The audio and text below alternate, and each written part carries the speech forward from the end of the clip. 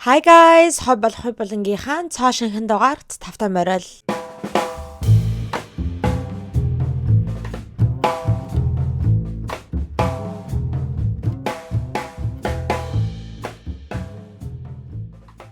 За юу цаа манайхаа ингээд та бүхэнтэйгээ weekly recap бичлэгээр уулзаж байна.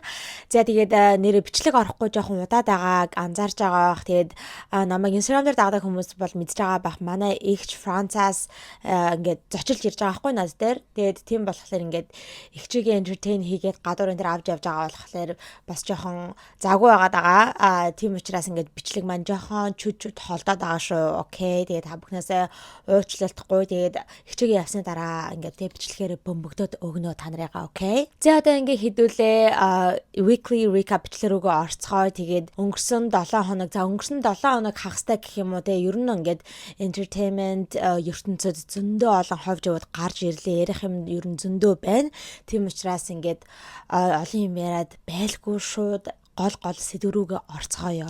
За тэгэхээр хамгийн эхний ярих гэж байгаа сэдв маань болохоор FIFA World Cup-ын тухай байгаа. Тэгээд та бүхэн маань угаасаа мэдж байгаа байх те дэлхийн хөл бөмбөгийн аваргыг шалгаруулах тэмцээн.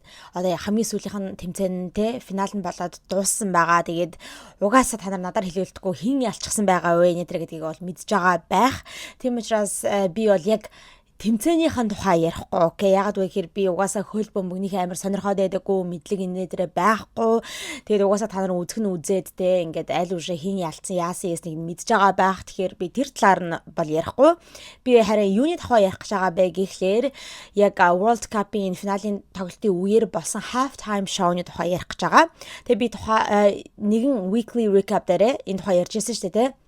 Ингээд анх удаага FIFA World Cup-ийн түүхэнд half time show гэдэг зүйл болох гэж байгаа. Яг нэг Америкийн хөл бөмбөгөө шүү дээ. Super Bowl гэж болдог зүйл болгон те. Super Bowl-ын half time гэж дандаа болдог шүү дээ. Яг тэрнтэй адилхан зүйлийг ингээд World Cup-ийн финалийн тоглолтын үеэр хийх гэж байгаа гэсэн ингээд та бүхэндээ мэдээлэл хүргэж исэн. За тэгээд тэр нь ингээд болдгоороо болоод өнгөрсөн байгаа. За тэгээд тэр тал дээр бас нэлээд олон хил амны дээр гарч ирсэн байгаа. Тэгээд хэдүүлээ тэр тухай ярьцгаая гэсэн үг. За манайхаа хэдийгээр та бүхэн маань энийг сонсохыг хүсэхгүй байгаа ч гэсэн би одоо та нартай үнэхээр үнэн үг хэлэх гэж байна, окей. Юу вэ гэхээр манай Монголд ийм сайхан үг байдаг шүү дээ. Наадмын дараа намраа гэж. Тэгэхээр аль үшээ наадам болоод дуусчихсан байна. Аль үшээ 8 сар гарчихлаа. Тэгэхээр юу гэсэн үг вэ? 100 дуусч байна. Халуун дулаан улирал маань дуусч байна. За тэгээд удахгүй хичээл сургууль эхлэх гэж байна гэсэн үг. За тэгээд одоо хичээл сургууль эхлэх гэж байна гэдэг чинь одоо юу гэсэн үг вэ? Бид бүгдийн өөртөө цаг хугацаа гаргаж өөрийгөө арчлах цаг ирлээ гэсэн үг. Зуны зугаалаа одоо дууслаа. Тийм учраас бүгдээрээ гэртээ хурж ирээд биеэ бэлдээд, арьсаа бэлдээд, ялангуяа эмэгтэйчүүд маань те өөрийнхөө гаднах үзмжиндээ анхаарал тавиад, арьсандаа анхаарал тавиад, арьсаа тэтгээд, гоё цайруулаад, улам чангаруулад, өстой гоё дээрээ тавьж агаад хичээл сургуультай орох хэрэгтэй. За тэгэхээр би өнөөдөр та бүхэндээ гэртээ хэрхэн glow up хийх вэ гэдэг аргыг зааж өгөх гэж байна. Би өмнө нь та бүхэндээ дурдчихсан да. E-Monster цэгийн дээр home beauty гэдэг хэсэг байдаг. Тэр home beauty хэсэг дээр гой сайхны бүтээгдэхүүнүүд, гой сайхны төхөөрөмжүүд ер нь л self care хэрэгтэй бүх бүтээгдэхүүнүүд байж байдаг. За тэгээ юу гэж манайхаа E-Monster home beauty-гийн хамгийн хүлээлттэй байсан 4 төхөөрөмжүүд шинжлэгдээд хурж ирсэн байна. За тэгээ шинжлэгдэж хурж ирсэн төхөөрөмжнүүдээс та бүхэндээ танилцуулахад үрчлээний эсрэг массажны аппарат байгаа. Энэ аппаратыг бол би үнэхээр үр дүнтэй ажилладаг гэдгийг мэднэ. Яагаад вэ гэхээр би энэхүү аппаратыг бараг 2-3 жил хэрэглэж байгаа. За түүнээс гадна арьс гуйжуулагчтай нүүр чангалагч 2-in-1 аппарат маань бас шинжлэгдсэн байна. За тэгээ ялангуяа манай Аз эмэгтэйчүүдийн хүүсдэг V-line-ыг гаргаж өгдөг давхар эрүү арилгагчтай V-line аппарат маань шинжлэгдсэн байна. За түүнээс гадна skin care routine хийж явах үедээ ялангуяа серум түрхснийхаа дараа эсвэл масктайгаа хамтдаа хэрэглэхэд тохиромжтой халуун хүдэн горимтой гой сайхны массажны аппарат маань бас шинжлэгдэж ирсэн байна. За тэгээ хэрэг та бүхэн маань илүү дэлгэрэнгүй мэдээллийг авах хүсэж байгаа бол эсвэл бол шууд захиалга өгөхийг хүсэж байгаа бол E-Monster цэгийн рүү ороод захиалга өгөөрэй. За тун удахгүй хичээл сургууль маань эхлэх гэж байгаа болохоор ялангуяа манай ээжүүд эсвэл одоо оюутан охтууд маань хичээл сургууль эхлэхээс өмнө гой сайхандаа арчилгаа тавиад glow up хийгээрэй. Back to your glow with E-Monster Home Beauty. За 2026 оны дэлхийн хөл бөмбөгийн аваргыг шалруулах тэмцээн болох World Cup-ийн хамгийн эцсийнхэн тэмцээн нь 7 сарын 19-ний өдөр буюу одоо бүтэн сайн өдөр болоод өнгөрсөн байгаа. New Jersey мужид байрладаг MetLife Stadium гэдэг team том arena стадион байдаг. Тэрэнд ингээ болоод өнгөрсөн. За тэгээ ямар хоёр баг тоглосныг та нар угаасаа мэдж байгаа байх те. Испани улсын баг, Аргентин улсын багтай ингэж үзэлцсэн байгаа. Тэгээ үзэлцээд Испани улс маань ялсан байгаа шүү дээ. 1-0-ийн хайрцаатаагаар ялсан. Тэгээд яг энэ тэмцээний үеэр яг одоо дундах завсарлага мэдээ шүү дээ. Тэр дундах завсарлагаанаар halftime show гэдэг зүйл болсон байгаа. Нэгэн концерт. За тэгээ энэ концертынх нь одоо яг duration буюу хугацаа нь болохоор 11 минут байсан юм байна лээ. Гэхдээ яг бүтэн завсарлага нь болохоор нийтдээ 27 минут 22 секунд үргэлжилсэн гэж байгаа байхгүй. За тэгээд энэ ч гэсэндээ World Cup-ын түүхэнд одоо бичигдэж үлдэж байгаа зүйл. Яагаад вэ гэхээр урд нь хизээж ийм урт хугацааны завсарлага ингээд World Cup-ын үеэр хийгдэж үзэгдээгүй. Тэгэд ер нь бол ойролцоогоор нэг 15 минут л байдаг юм байна л завсарлага нь. За тэгээд яагаад зөвхөн тэгээ концерт нь 11 минут байж иж бүтэн завсарлага нь ингээд 27 минутын дээр байсан юм бэ гэхээр өштэй те тайзаа засна. Тэгээ яг тэр хөл бөмбөгийн талбай дээр ингээд тайзаа заслаа. За тэгээд 11 минутынхан тэр перформанс нь явлаа. За түүний дараагаар одоо тайзаа буцаагаад tear down хийн дээр гэдэг тайзаа буцаагаад хураагаад тэгэхэд нийтдээ ингээд 27 минут 22 секунд орсон гэж аахгүй. Тэгээд айгүй урт хугацаа байсан. Тэгээд ер нь энэн дээр айгүй их маргаан болж исэн мэн лээ. Бүр ингээд энэ тэмцээн болохоос өмнө бүр цаанаасаа хөл бөмбөгийн одоо зохион байгуулдаг холбооноос нь International Football Association Board гэдэг байгаа хгүй. Одоо яг энэ хүү зохион байгуулж байгаа байгууллагаас нь хэлсэн байна лээ. Одоо ингэж ийм урт хугацаанд одоо завсарлага авч болохгүй. Тэ хамгийн ихтэй гэхэд 15 минутын завсарлага тамирчид авч одоо бие мөвөө амраах одоо эрхтэй байдгаа. Тэгэхээр ийм удаан хугацаагаар бол ингэж амрааж завсарлага авч болохгүй гэсэн юм байна лээ. Тэгээд өөр ямар ч арга байхгүй 11 минутын перформанс дээр тэрийг тайзаа бэлдэн гэхэр чи угаасаа тэ ямар ч өөр ингэж багасгах арга байхгүй байсан учраас ингээд бас тэрэн дээр жоохон хил ам гарсаар байгаад арай гэж аргалж байгаад ингээд энэ хүү half time show-га анхудаага зохион байгуулж хийсэн байна лээ. За тэгээд ер нь гадуур үзэгчдийн фэнүүдийн сэтгэл бол ер нь жоохон сөрөг талтай байна лээ. Та нар маань бас тэр тухай сонсноо. Та нар нэрээ яг энэ хүү halftime show-г үзсэн үү? Ер нь юу гэж бодсон бэ гэх тэр тухай бас сэтгэлээ бичиж үлдээгээрээ. Ер нь гадуур ингээд интернет дээр сошиал медиа дээр хараад ахад бол хүмүүс нэг сайшааж үзэхгүй байгаа юм шиг байна лээ. Энэ хүү перформансыг ийм хоёрын хооронд юм хийжснаас зүгээр хийхгүй ингээд тэ завсарлагаа аваад тэгэл дуусгасан бол зүгээрээсэн тэ ингээд өстой шал балаа юм хийх юм аа энэ төр гэд жоохон тийм сөргөөр ингээд хүмүүс хараад байгаа юм байна лээ. Гэтэ яг хэдүүлээ яг нөгөө нэг үзэгчдийн сэтгэгдлийн тухай болохоор жоохон дараад нь ярий. Одоо болохоор ингээд яг энэ концерт нь ямар шигэн байдалтайгаар зохион байгуулагдаж явсан бэ? Rundown нь юу байсан бэ? Тэгээ ямар артистууд ингээд ямар дууга перформ хийсэн бэ гэдээ яг тэр тоглолтын тухай ингээд эхлээд ярих окей. За тоглолтыг эхлүүлсэн хүн хэн байсан бэ гэхээр Madonna байсан. Гайхалтай дуучин Madonna эхлүүлсэн маа. Тэгэд өөрийнхөө насандаа бүр ингээд тэ бүр 70 гарсан хүн шүү дээ, тийм байж oh my god. Ер нь л тэр байгаа байдал, energy, vibe нь бол үнэхээр алж илээ. Хизээж далтай гэж хэлэхэргүүдээ тийм амар мундаг харагдчихсэн. За арай 70 хүрээгүй юм биш үү? Манайхан 67 настай юм байна. Окей. Гэхдээ still те 67 настай гэж хэлэхэргүй үнэхээр амар мундаг харагдчихсан. Үнэхээр л яг тэр уран бүтээлч artist хүн гэдгийн яг energy дотор нь байдаг юм шиг байгаа юм те. Ингээд хэдийгээр нас нь явчихсан ч гэсэндээ үнэхээр алж өгж илээ. За Madonna тэгээд энэхүү performance дээр ямар дуугаа дуулсан бэ гэхээр Music гэдэг дуугаа дуулсан байгаа. Энэхүү дуу нь болохоор 2000 онд гаргаж исэн 8th studio album буюу одоо 8 дахь альбомд нь цомогт нь орж исэн дуу байгаа. Тэгээд тэрхүү цомог нь яг л энэ дууныхаа нэрээр нэрлэгдсэн цомог байдаг. Music тэгээд хөгжим гэдэг нэртэй ийм цомог. За тэгээд энэ дуугаа сонгож одоо энэхүү концертын дээр дуулсан бол хүмүүс айгүй зөв сонголт байсан гэж бодож байгаа. Яагаад вэ гэхээр одоо яг та нар энэ дууныхаа үгийг мэдэх юм бол те music makes the people come together энэ гэл тэгдэг шүү дээ. Music makes the people come together гэлтэй. Тэр чинь юу гэж нэ гэхээр хөгжим бол ингээд хүмүүсийг бүх хүмүүс ингээд нэгтгэж өгдөг зүйл юм аа гэсэн ийм утга учиртай дуу байгаа. Тэгэнгүүт энэ бол яг л зохицож гин World Cup-ийн theme-тэй сэдвтэй ерөн зохицож гин. World Cup гэдэг чинь болохоор бүх улс орн даяар тэ одоо ингэж болдог зүйл шүү дээ тэ. Бүх дэлхийн улсуудыг хамарсан ийм тэмцээн байдаг.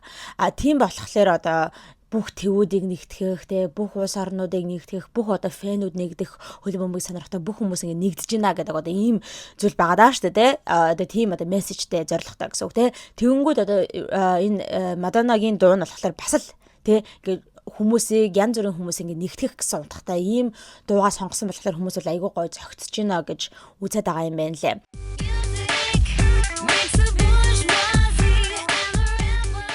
За, Мадоннагийн хувьд гэх юм бол манайхаа үзсэн хүмүүс бол мэдж байгаа байх.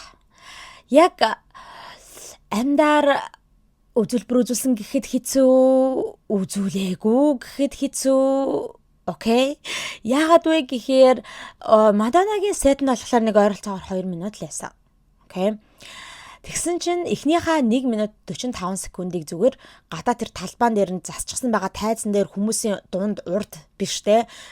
Дотор за одоо тэр стадион баг штэ, стадионы суудлын доор ингээд аренагийнх нь доор нэг түнэл гэх юм одоо нэг тийм гараж гэх юм уу нэг тийм доторх спейс байгаа байхгүй юу? Тэр дотор одоо гаражнаас эхэлдэг.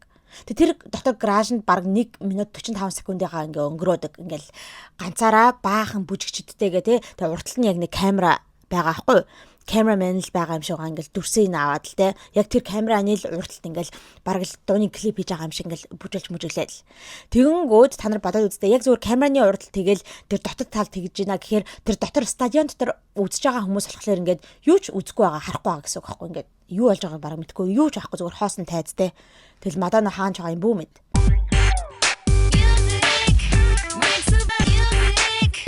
Мадонна Леди Гага хоёр музик артист тайзан дээр гараад ардаа 10 бүжигчтэй бүжиглээд дуулж байна. Тэгээ бүхэл бүтэн 1 минут 45 секундыг тэгж тэр дотор ингэж үзүүлчихэд багаар ингэж гарч ирж байгаа байхгүй юу? Гарч ирэхдээ болохоор нэг Dune гээд кино байдаг шүү дээ. Zendaya тэр тоглодог. Тэр кинонд гардаг нэг тийм дээдл нь онгорхой. Ер нь ингэж онгорхой нэг тийм машин байгаад байдаг шүү дээ. Нэг тийм машин дээр ингэж суугаад бүжигчтэйгээ сууж муугаал ингэж машин жоохон ингэж гадагшаа гарах гад тэр одоо зэрэгтэл рүү гарах гад ч юм уу хөргөж өгч байгаа байхгүй. Тэр сэгж агаад ингэж арай гэж гараад 1 минут 45 секундын дараа гараад тэгээд юу яадаг. Ингээд 15 секундыг үзэгчдийн өмнө өнгөрөөгөөд тэгээд сетэн дуусчдаг. Окей. Тэгээ хүмүүс яа энийг одоо амьдаар тоглолтоо хийсэн гэх үгүй юу ямар хэцүү юм бэ гэдэг тийм байдалтай ер нь хүмүүс хүлээж авсан юм байна лээ. За тэгээд Мадоннагийн сет дуусангууд араас нь нөгөө миний аюу хайртай удирдаач гэж хэлжсэн шүү дээ. Густаво Дурмал гээд удирдаач гарч ирээд юугаа одоо нэгэн жижигхэн хэмжээний string ensemble тэ уцаа хөгжмийн ансамблыг ингэж удирдах эхэлдэг байгаа. Тэгэд тэд нар одоо ямар хөгжмийг ямар дууг тоглож исэн бэ гэхээр яг гээд бүр иймэрхүү стадионы одоо спортын ивентүүд дээр дандаа бүр ингэ тоглогддог болчихсон. Тэгээ бараг л одоо сүлд дуу юм шиг тоглогддог болчихсон дуу болох Seven Nation Army химэх дууг одоо The White Stripes гэдэг хамтлагийн Seven Nation Army гэдэг энэ хүү дууг ингээд тэр одоо ансамбл тоглож байгаа байхгүй. За тэгээ энэ ансамбл тоглохоос гадна артталт нь нэг бөмбөр дээр, гитар энтер дээр нэг юмнууд байгаа юм. За юу вэ гэхээр жинхэнэ хүмүүс биш. Нөө puppet нууд одоо янз бүрийн нэг хүүхэлдэйн кино энтер дээр гардаг айгу алдартай puppet нууд одоо тийм чихмэл тоглоом одоо чинь Elmo гэж яддаг шүү дээ. Elmo байсан. За тэгэл Kermit the Frog, Miss Piggy энтер гэх нэг тийм хүүхэлдэйн киноны puppet дөрүүд хиймэл дөрүүд ингээд бөмбөр тоглож байгаа юм шиг ингэж тэгж харагддаг. Тэгээд тэрэн дээр бас хүмүүс гахаад байгаа байхгүй. Ялангуяа одоо Америкийн биш хүмүүс гэх юм уу те. Америкийн хүмүүс болохоор ингээл яг ойлгож тэрийг ингээл яачж байгаа. Гэтэ Америкийн хүмүүс ч гэсэн нэг сайнаар хүлээж аваагүй. Ялангуяа Америкийн бас хүмүүс юу гэж хүлээж авсан бэ гэхээр энэ юу вэ? World Cup тийм хөл бөмбөгийн тэмцээний үеэр ингээ гарч байгаа шоу байж юу хачин хүүхэлдэйн кино миноны дөрүүд вэ те. Энэ одоо ямар хөл бөмбөгтэй яаж уйлдж байгаа юм бол шал тэнийг юм а гэд те. Хүмүүс тэгж одоо хүлээж авсан юм бэ нэлээ. Гэтэ ер нь тэр жоохон сонирн байсан. Айгу тийм авцалталгаагүй ч юм шиг надад санагдсан. За тэгээд энэ хүү Seven Nation Army гэдэг энэ хүү дуу тоглогдчиход дараагийнхаа artist руугаа шилждэг байгаа. Тэгээ тэр шилжиж байгаа нь айгүй гоё байсан заа. Айгүй гоё тийм seamless, айгүй гоё ингээд cut хийгдээгүй. Айгүй гоё ингээд урсаад ингээд дараагийнхаа artist руугаа орсон байгаа. Тэгсэн чинь хэн гарч ирсэн бэ гэхээр манай BTS-ийн гарч ирсэн байгаа. BTS-ийн гарч Dynamite гэл ингээл гараад ирсэн заа. Дара гэл амар алж өгчээсэн манай залуучууд бол үнэхээр гоё байсан. Би бол BTS-ийн одоо үзэлбэрээр аягүй гоё байсан гэж бодож байгаа. BTS за тэгээд Justin Bieber энэ хоёр л амьдаар дулчих шиг харагдсан. Бусад бүх одоо artistууд нь ам бариад байгаа нь бол ажиглагдсан. Одоо Shakira байгаа. Shakira бол ам барьж исэн. За тэгээд Madonna ч гэсэндээ ам барьж байгаа харагдсан. Ер нь ганц одоо амьдаар дуулаад байгаа нь бол BTS, Justin Bieber хоёр л байсан. За яг BTS-ийн хувьд гэх юм бол артталт нь яг өөрсдийнх нь хоолойд панограм нь яваад л байгаа юм л да. Гэхдээ тэрэн дээрээ давж ингэж бас микрофонтой дуулаад байгаа нь бол сонсогддог. Амьсгаа энэ төр нороод байгаа байхгүй. Тэгэхээр яг амьдаар дуулж байгаа. Тэгээд хэдүүл одоо удахгүй Justin-ийн тухай ярим. Justin бол шууд яг ганцаархнаа амьдаар ингэж тэ акустик дуулдаг байгаа. За тэгээд ер нь BTS-ийг бол хүмүүс айгүй гоё үзүүлбэрээ үзүүлсэн, айгүй гоё эрч хүчтэй байсан гэж бодож байгаа. Гэхдээ энэ дууныхаа сонголтын хувьд болохоор хүмүүс арай жоохон өөр дуугаад болохгүй дээ, тэ. Ингээд арай жоохон шинэ гаргасан дуунуудаа ч юм уу, арай жоохон өөр дуунуудаа болохгүй. Ягаад заавал Dynamite гэж одоо энэ Dynamite гэдэг дуу чинь бүр улиг боллоо шүү дээ. Айгүй их тоглогдсон шүү дээ. Гарч ирсэн цагаас хойш бүүн болоод тэ хаа сагвал тоглогддог гэсэн тийм хүмүүс жоохон залхаж байна. Арай жоохон өөр гоё шинэлэг дуугаад болохгүй гэж одоо бас хүмүүс хараад байгаа юм байна лээ. Гэхдээ миний бодлоор бол ингээд эн чин дэлхийг хамарсан тэгээ ийм спортын ивент байгаа шүү дээ, бүх улсын хүмүүс ингээд үздэг. Тийм учраас бүр ингээд дэлхийд алдартай болсон хамгийн viral болсон дуугаа ер нь бол дуулсан дээр гэж би бол бодож чинь. Тийм учраас л ер нь Dynamite-ыг сонгосон байх гэж миний хувьд бол бодож байгаа. Тэгээ аюу гоё үзүүлбэр болсон. За тэгээ BTS-ийн маань үзүүлбэрөө үзүүлсний дараа нэг хөрхөн жижигхэн skit ч юм уу тийм уран зохиомж явж байгаа байхгүй юу? Юу гэдэг юм бол хоёр жүжигчин гарч ирж байгаа. Ямар хоёр жүжигчин бэ гэдэг юм бол нөгөө нэг Apple TV дээр гардаг Apple TV-гийн нэг цуврал болох Ted Lasso гэдэг цуврал байгаа байхгүй. Та нар нэрээ үзчихсэн. Би бол энэ хүү цувралыг бол нэг сайн мэдэхгүй. Зүгээр юу юм шиг байлаа. Бас л хөл бөмбөгийн тухай гаргадаг. Хөл бөмбөгийн баг маг тийм спортын тухай гаргадаг тийм цуврал юм байл олон ангитай. За тэр киноны хоёр одоо жүжигчд нь гарч ирээд нэг тийм хөөрхөн жижигхэн скетч шиг юм хийж байгаа байхгүй юу? Ямар хоёр жүжигчин бэ гэхээр яг тэр Ted Lasso гэдэг дүрд тоглодог жүжигчин болох Jason Sudeikis гарч ирдэг. Түүнээс гадна Coach Beard-ийн дүрд тоглодог, дасгалжуулагчийн дүрд тоглодог те Brendan Hunt гэдэг энэ хоёр жүжигчин гарч ирээд бас яг тэр өөрсдөө киноныхоо дөрүүдээр гарч ирж байгаа хгүй. Яг тэр кинон дээр гаргадаг те тийм одоо астериктэй юм юмтай гарч ирж байгаа хгүй. Одоо хувц мувцтай. За тэгэл ингээл хэлж байгаа хгүй. Oh, I think we need some heart. Someone that has some soul, someone who can bring the love гэж тэгж хэлж байгаа байхгүй. За одоо бидэрт бол нэг тийм чин сэтгэл, зүрх сэтгэл яг хэрэгтэй байна тий. Яг тийм ингээд хүмүүсийн зүрх сэтгэлийг татаж чадах, хүмүүсийн ингээд хайрыг ингэж татаж чадах тий. Хайрыг түгээж чадах ийм л хүн хэрэгтэй байна биднэрт гэл. Яг одоо дараагийнхаа artist-ыг зарлах гээд байгаа байхгүй энүүгээрээ. За тэгээд яг хэнийг зарладаг? Justin Bieber гаргаж ирж байгаа байхгүй юу. За тэгэл Justin болохоор ингээд нэг гитараа өөрчгсөн ингээд гараад ирж байгаа. За тэгэнгүүт ингээд Justin-ыг оролцуулаад бас нэг хөрхөн цохимч юм өргөжлүүлж байгаа байхгүй юу. Одоо нэг pep talk гэдэг юм байдаг шүү дээ. Ялангуяа юмрхөө спортын дасгалжуулагч нараа яг тамирчиддаа тий тэмцээн нэглэхээс өмнө ингээд нэг сэтгэлийг ингээд чангалах нэг өгнүүд хэлдэг шүү дээ. Хурцлах өгнүүд тий урмын үг шиг юм тий. За та нар чадна тий. Аста гараад алаад өгөө энэ гэл нэг pep talk гэж ярьдаг тий. Team pep talk өгж байгаагаар ингээд жоохон жүжиглдэг байхгүй Justin тий. Нөгөө нэг Ted Lasso дүрчин ингээд Justin хэлж байгаа байхгүй. Alright young man, it's your big shot. Go out there, don't be nervous. Nobody's watching you. So go out there and kill it. Тэр гэж хэлээл тим ярьж байгаа хгүй. За одоо залуу минь те. Энэ бол чинээс хамгийн чамд бол хамгийн том боломж чинь. Битгий сандраарай. Хүмүүс ерөөсө чамайг харахгүй байх гэж бод. Зүгээр гараал ингээл өөрийнхөө юм хийгээд сандрахгүйгээр алаад гэл нэг тийм pep talk Justin гэж байгаа. Тэнгүүд Justin бас ингээл жүжиглээл окей энэ гэж мэгэл те. Тэгээд ингээд Justin тайз руу гарч байгаа хгүй. Тэгээд тэр үед нь бас ингээд нөгөө нэг дүр нь юу барьчихсан байсан. Believe гिचгсэн одоо тийм сайн барьчихсан байгаа байхгүй. Одоо believe гэсэн үг чинь одоо итэг гэсэн үг шүү дээ тий.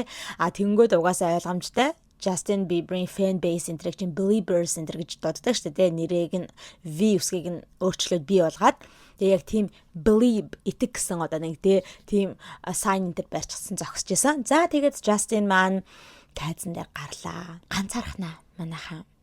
Ямар ч арын бүжигчин инээ тэрэ спектакл юм хүн байхгүй, production байхгүй, ганцаархнаа тэр том хөл бөмбөгийн талбайн те ганцаархнаа ингээд гитартаа гараад ирж байгаа байхгүй. Тэгээ та нар Justin-ыг ямар дуугаад байсан гэж бодож байна?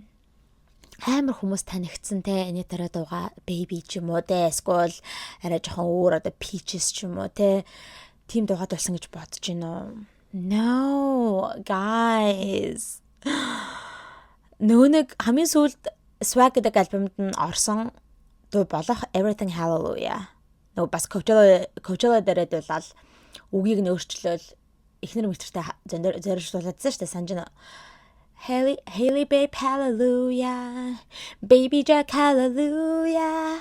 Everything hallelujah гэж дуулаад байдаг. Тэр дуугаад болсон Everything hallelujah гэд. Тэгээ тэр дуу чи амар уянгын дуу шүү дээ, тэ. Ямар ч тийм дуу нь хүртэл нэг тийм амар production энэ төр байхгүй зүгээр нэг гитартай ингэж дуулагддаг сонсогддог дуу шүү дээ, тэ. Яг тэр дууга яг зүгээр ингээл гитараа өөрөө тоглоод акустик хэлбэрээр ингээл хоолоогоор ингээл дуулж байгаа байхгүй. За тэгсэн чи энэ тал дээр бол гадар зөндөө яриа гарсан. Юу гачин дууны сонголт вэ? Тэгээ энэ одоо өөрийнх нь тоглолт байсан бол яах вэ? Тэ ингээд энэ дуу муугаа дуулаад явна. За тэр Coachella бас яах вэ? Тэр тэ Coachella чинь ягаа Justin би Coachella-гийн тухай зөндөө ярьсан тэ. Justin-ыг амар ингээ хүлээлттэй байсан. Тэгээ зарим хүмүүс бол айгүй удартай болсон гэж бодож байгаа. Зарим нь бол яг хөө Justin-ийг яг галзуу ногоон фэнүүд нь бол тэ айгүй гоё болсон гэж бодож байгаа. Яагаад вэ гэхээр Coachella-гийн performance нь ч тэр ямар ч тийм production байхгүй, бүжигчин инээ дээрээ байхгүй. Зүгээр нэг тэр том тайзанд ганцаараа гарч ирэл компьютер дээрээ тэ компьютер дээр ингээл YouTube энэ дээр ороод дагаж дуулаад баг нэг karaoke шиг юм хийсэн гэдэг тэ. Яг нэг тийм minimalistic гэх юм уу тэ янз бүрийн production-гүй нэг тийм spectacle юм байхгүй. Ингээд ганцаараа ингэж үзүүлбэр үзүүлдэг. Яг тэр юмаа энэ хүү World Cup-ийн half time дээр хийсэн байхгүй. Тэнгүүд хүмүүс за өөрийнх нь тоглолтоор байсан бол яах вэ? За тэр Coachella бас бид нэр за яах вэ гэдээ орхисон те ингээд хөгжмийн фестивал юм чи одоо өөрийнхөө сетэн дээр юу хийн одоо ямар хамаа яах вэ гэдээ ингээд орхисон. А гэтэл те World Cup гэд энэ зөвхөн Америкийг хамардаг зүйл биш, зөвхөн Канадыг хамардаг зүйл биш те. Ингээл бүхэл бүтэн бүх твүүдийг бүх улс орныг хамардаг. Бүх улс орон даяар үздэг ийм одоо том чухал тэмцээн дээр ингээ анх удаага түүхэнд болж байгаа ийм half time show гэдэг ийм шоун дээр сонгогдчихоод ийм сонин үзүүлбэр үзүүлж яадаг. Ийм сонин дуу дуулж яадаг. Ингээ ганцаархнаа гарч ирээд ингээ үзэгч юм сонирхогч юм байхгүй хүмүүстэй нэг ганц хүн гитартаа гарч ирэл. Тэгээ бас нөө нэг дууных нь хувьд айгуу тийм somber айгуу тийм уянгын дараараа гэсэн дуу болохоор хүмүүс ямар ч World Cup-ийн тэр vibe-тай зохицохгүй байна тий. World Cup-ийн хамгийн сүүлийн эцсийн тоглолт хүмүүс амар бүрэн hype болчихсон тий. Фэнүүд яа ингэсэн байгаа тий. Тэгэл энэ үзүүлбэр нь уул нь гоё ихэлсэн. Madonna ихлээл те music гэлстэй бас ингээл хүмүүсийг те хөгжмөөр хүмүүс бүгдээрээ нэгтнэ энэ төр гэл тиймэрхүү мессеж хүргээл те дараад нь ингээл дан дан дан дан дан гэл тийм хөгжим тоглоолаа дараад нь BTS гараад Dynamite гэл дуулж болоо те алж өгөөл бөөнөрө бүжиглж мүжиглээл тэгсэн чи гиг өнтгөн Everything hallelujah гэл ингээд нэг уянган юм яваад өгсөн просто хамаг vibe алаа хайлаа хамаг одоо те тэр одоо наастар алаа ичлаа гэж хүмүүс ярьж байгаа. Шал зохицолтолгоогүй нэг тийм уянгын дуу. За тэгээд ямар ч байсан Justin маань ингээд дуулаад тэгээд гараа явж байгаа хгүй. Бас тэгээд Justin яг тэр үеэр нь ингээд гараа явж байгаа дээр нь бас хүмүүс жоохон ингээд юм бичлэгэн төр хийгээд ингээд TikTok-оор цацчихсан байсан. Тэр чинь амар том хөд бөмбөгийн талбай байгаа шүү дээ, тэ. За тэгээд Justin ингээд дуугаа дуулаад дуусангууд дараагийнх нь үзүүлбэр нь шууд явж байгаа байхгүй. Тэр нь болохоор Shakira гарч ирж байгаа. Shakira чинь баахан бүжигчтэйгээ дан дан дан дан дан гэж амар бүжиглэл гараад ирж байгаа байхгүй. Тэнгүүд ингээд Justin тэр голд хөл бөмбөгийн талбайын голд ингээд зогсоод дуулсан учраас одоо Shakira эхэлсэн байх үед ингээд алхаад гарах хэрэгтэй шүү дээ, тэ. Тэгээ тэр үеийнх нь ингээд бичлэгийг ингээд хүмүүс хийсэн байгаа байхгүй. Тэнд байсан үзэгч ч юм уу, тэ. Тэнгүүтээ хөөрхөдөө манай муу Justin тэ өстой ингээд алхаад явж байгааг нь харал та энэ хүмүүс нь зохион байгуулж байгаа хүмүүс нь ингээд манай Justin-ыг walk of shame хийлгсэн байна. Ингээд амар бантмаар ингээд ичмээр ингээд алхуулсан байна энэ төр гэдэг баахан хүмүүс ингээд юм бичсэн TikTok дээр ингээд видеон дээр хийсэн байсан. Тэгсэн чинь хүмүүс доор нь комментэн дээр нь Гэхдээ юу гэсэн үг юм бэ? Наадах чинь нисэх ёстой байсан юм аа. Хайшин далавч ургуулад нисээд ингээ гарах ёстой байсан юм аа. Хайшин юу солиод ингээ алхаж гарна эзтэй гэд те. Баха хүмүүс тиймэрхүү инээдтэй комментууд бас биччихсэн байсан. Тэгээ угаасаа алхаал гарахаас өөр ямар ч арга байхгүй шүү дээ. Одоо үнэхээр л те нисэлтэй юм шүү дээ. Тэгээд ингээ хөөх юмд бас ингээ гитараа үүрээд ингээ те гараа явж байгаа нь харагддаг. Дараагийнх нь artist нь Shakira гарч ирж байгаа юм. Вау, Shakira-гийн үзүүлбэр бол үнэхээр гайхалтай байсан. Shakira ч энэ те production гэж та амар хүмүүстэй. Арын бүжигч энэ төр гэлстэй амар бүжигчтэй хүүхдүүд бүжигчд ч байгаа юм. Түүнээс гадна бас яг наспин турчсан тийм том өөрийнх нь яг дэнсерүүд нь тийм бүжигчин ч гэсэн байгаа. Ер нь аяйгүй том production байсан. За тэгээд Shakira-гийн одоо дуулсан дуу нь болохоор яг энэ удаагийн 2026 оны World Cup-т зориулж гаргасан anthem сүүлч дуу болох Die Die гэдэг тэрхүү дууга дуулсан байгаа. За тэгээд энэ дуу нь угаасаа нэг хин ордогчтой Африкийн дуучин Burna Boy бас хамтарч дуулдаг болохоор Burna Boy бас гарч ирээд ингээ хамтдаа үзүүлбэрээ үзүүлсэн байгаа. За үнэхээр гоё үзүүлбэр болсон гэж бодож байгаа. Тэгэл Shakira-гийн угаасаа өмсөн хувцс бүх юм нь бол үнэхээр гоё байсан. Айгуу тийм energetic те бүжиглэл угаасаа яаж Shakira бүжиглж энтерч хүмүүсийг ингэж те одоо vibe-жуулдаг бай те яг л тийм зарчмаараа ингээд аягүй гоё үзүүлбэрийг үзүүлсэн байгаа. Гэхдээ яг ам барьж байгаа нь бол харагдчихсан. Тэгээд нэг хэсэг дээр яваад аахгүй ингээд Burna Boy одоо ам барьж байгаа гэдгээ мартаад одоо яг өөрөх нь арга нь хоол нь яваад аахгүй өөрөх нь хоолоо яваад тэнгүүд микрофоноо ингээд барихаа мартцсан. Тэгээд жоохон бантаад жоохон бүжиглж байгаа юм шиг бол харагдчихсан. Тэр тухайн хүмүүс яриадсан. Өө яна Burna Boy хөрх юмдаа амьдаар дуулж байгаа юм шиг жүжиглэх хэвээр гэдгийг мартаад ингээд тэ микрофоноо яачлаа гэд баахан тиймэрхүү бичсэн байсан. Гэтэ ер нь бол ам барьж байгаа нь бол илт байсан. За Shakira-гийн дараа хин гарч ирсэн бэ гэхээр Coldplay хамтлаг одоо үзүүлбэр үзүүлсэн байгаа. За Coldplay ямар дууга perform хийсэн бэ гэхээр We Dance гэдэг. Тэгээ энэхүү дууга perform хийсэн. Тэгээ энэ дууных нь өвгөн мөн ч гэсэндээ ер нь бас л те бүжгээр ингээ хүмүүсийг нэгтгэх энэ гэсэн тиймэрхүү мессежтэй дуу аахгүй. Тэгэхээр бас аюу гой зөгцөж байгаа юм. За тэгээд энэ үзүүлбэр нь бол хамгийн сүүлийнх нь үзүүлбэр байсан.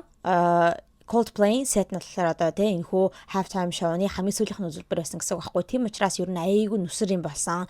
Coldplay хамтлаг за түүнээс гадна Staten Island гэдэг одоо New York-ийн нэгэн дүүрэг байдаг. Тэрхүү дүүргийн PS22 гэдэг 10 жилийн сургуулийн хоорын дуучид хүүхдүүд бас ингээд те хамтарч дуулаад ер нь нэг тийм нүсэр юм бас амар том production. Тэгээд бас Shakira гарч ирж байгаа харагдсан. Shakira гарч ирэл тэр хүүхдүүдтэй хамтдаа дуулж муулаад байгаа нь бол харагдсан. Тэгээд ер нь нэг юм нүсэр юм болоод тэг яг юуг камераа дээрээс дүрсэн авч байгаа байхгүй юу? Дроноор л авч байгаа юм шиг үлээ. Тэгсэн чинь айгүй гоё харагдчихлээ. Тэр хөл бомгийн талбаан дээр зассан байгаа тайз нь ингээд баахан солонгын долоон өнгөн дээр оруулчихсан те. Тэгээд тэрэн дээр love гэдэг те хайр энэ төр гэж биччихсэн. Ер нь бол айгүй гоё тийм set бол харагдчихсан. За ингээд 11 минутын турш үргэлжлээд дууссан байгаа. Тэгээд та нар хэрв анзаарсан бол би сая ингээд ямар artistууд оролцсныг хэллээ шүү дээ. Хэрв та нар анзаарсан бол зохион байгуулагчид нь одоо айгүй тактик бодлоготойгоор энэ хүү artistуудыг сонгосон байгаа байхгүй юу? Яагаад вэ гэхээр яг бүх TV-ийн тэ өөр TV-ийн represent TV-ийг represent хийх төлөөлөх тэ ийм artistуудыг сонгохыг хичээсэн байгаа юм. Одоо жишээ нь гэх юм бол Justin Bieber, Madonna хоёр ч нэг нь Канадынх, тэгээ нөгөөт нь одоо Америкийнх учраас хоёулаа ингээд North America буюу Хойд Америк TV-г төлөөлж байгаа гэсэн үг юм. За, тэгээ BTS бол угаасаа ойлгомжтой Аз TV-г төлөөлж байгаа. За, тэгээд Shakira болон нөгөө нэг удирдаач Gustavo Dudamel ч хоёулаа South America-гийнх учраас Өмнөд Америк TV-г төлөөлж байгаа.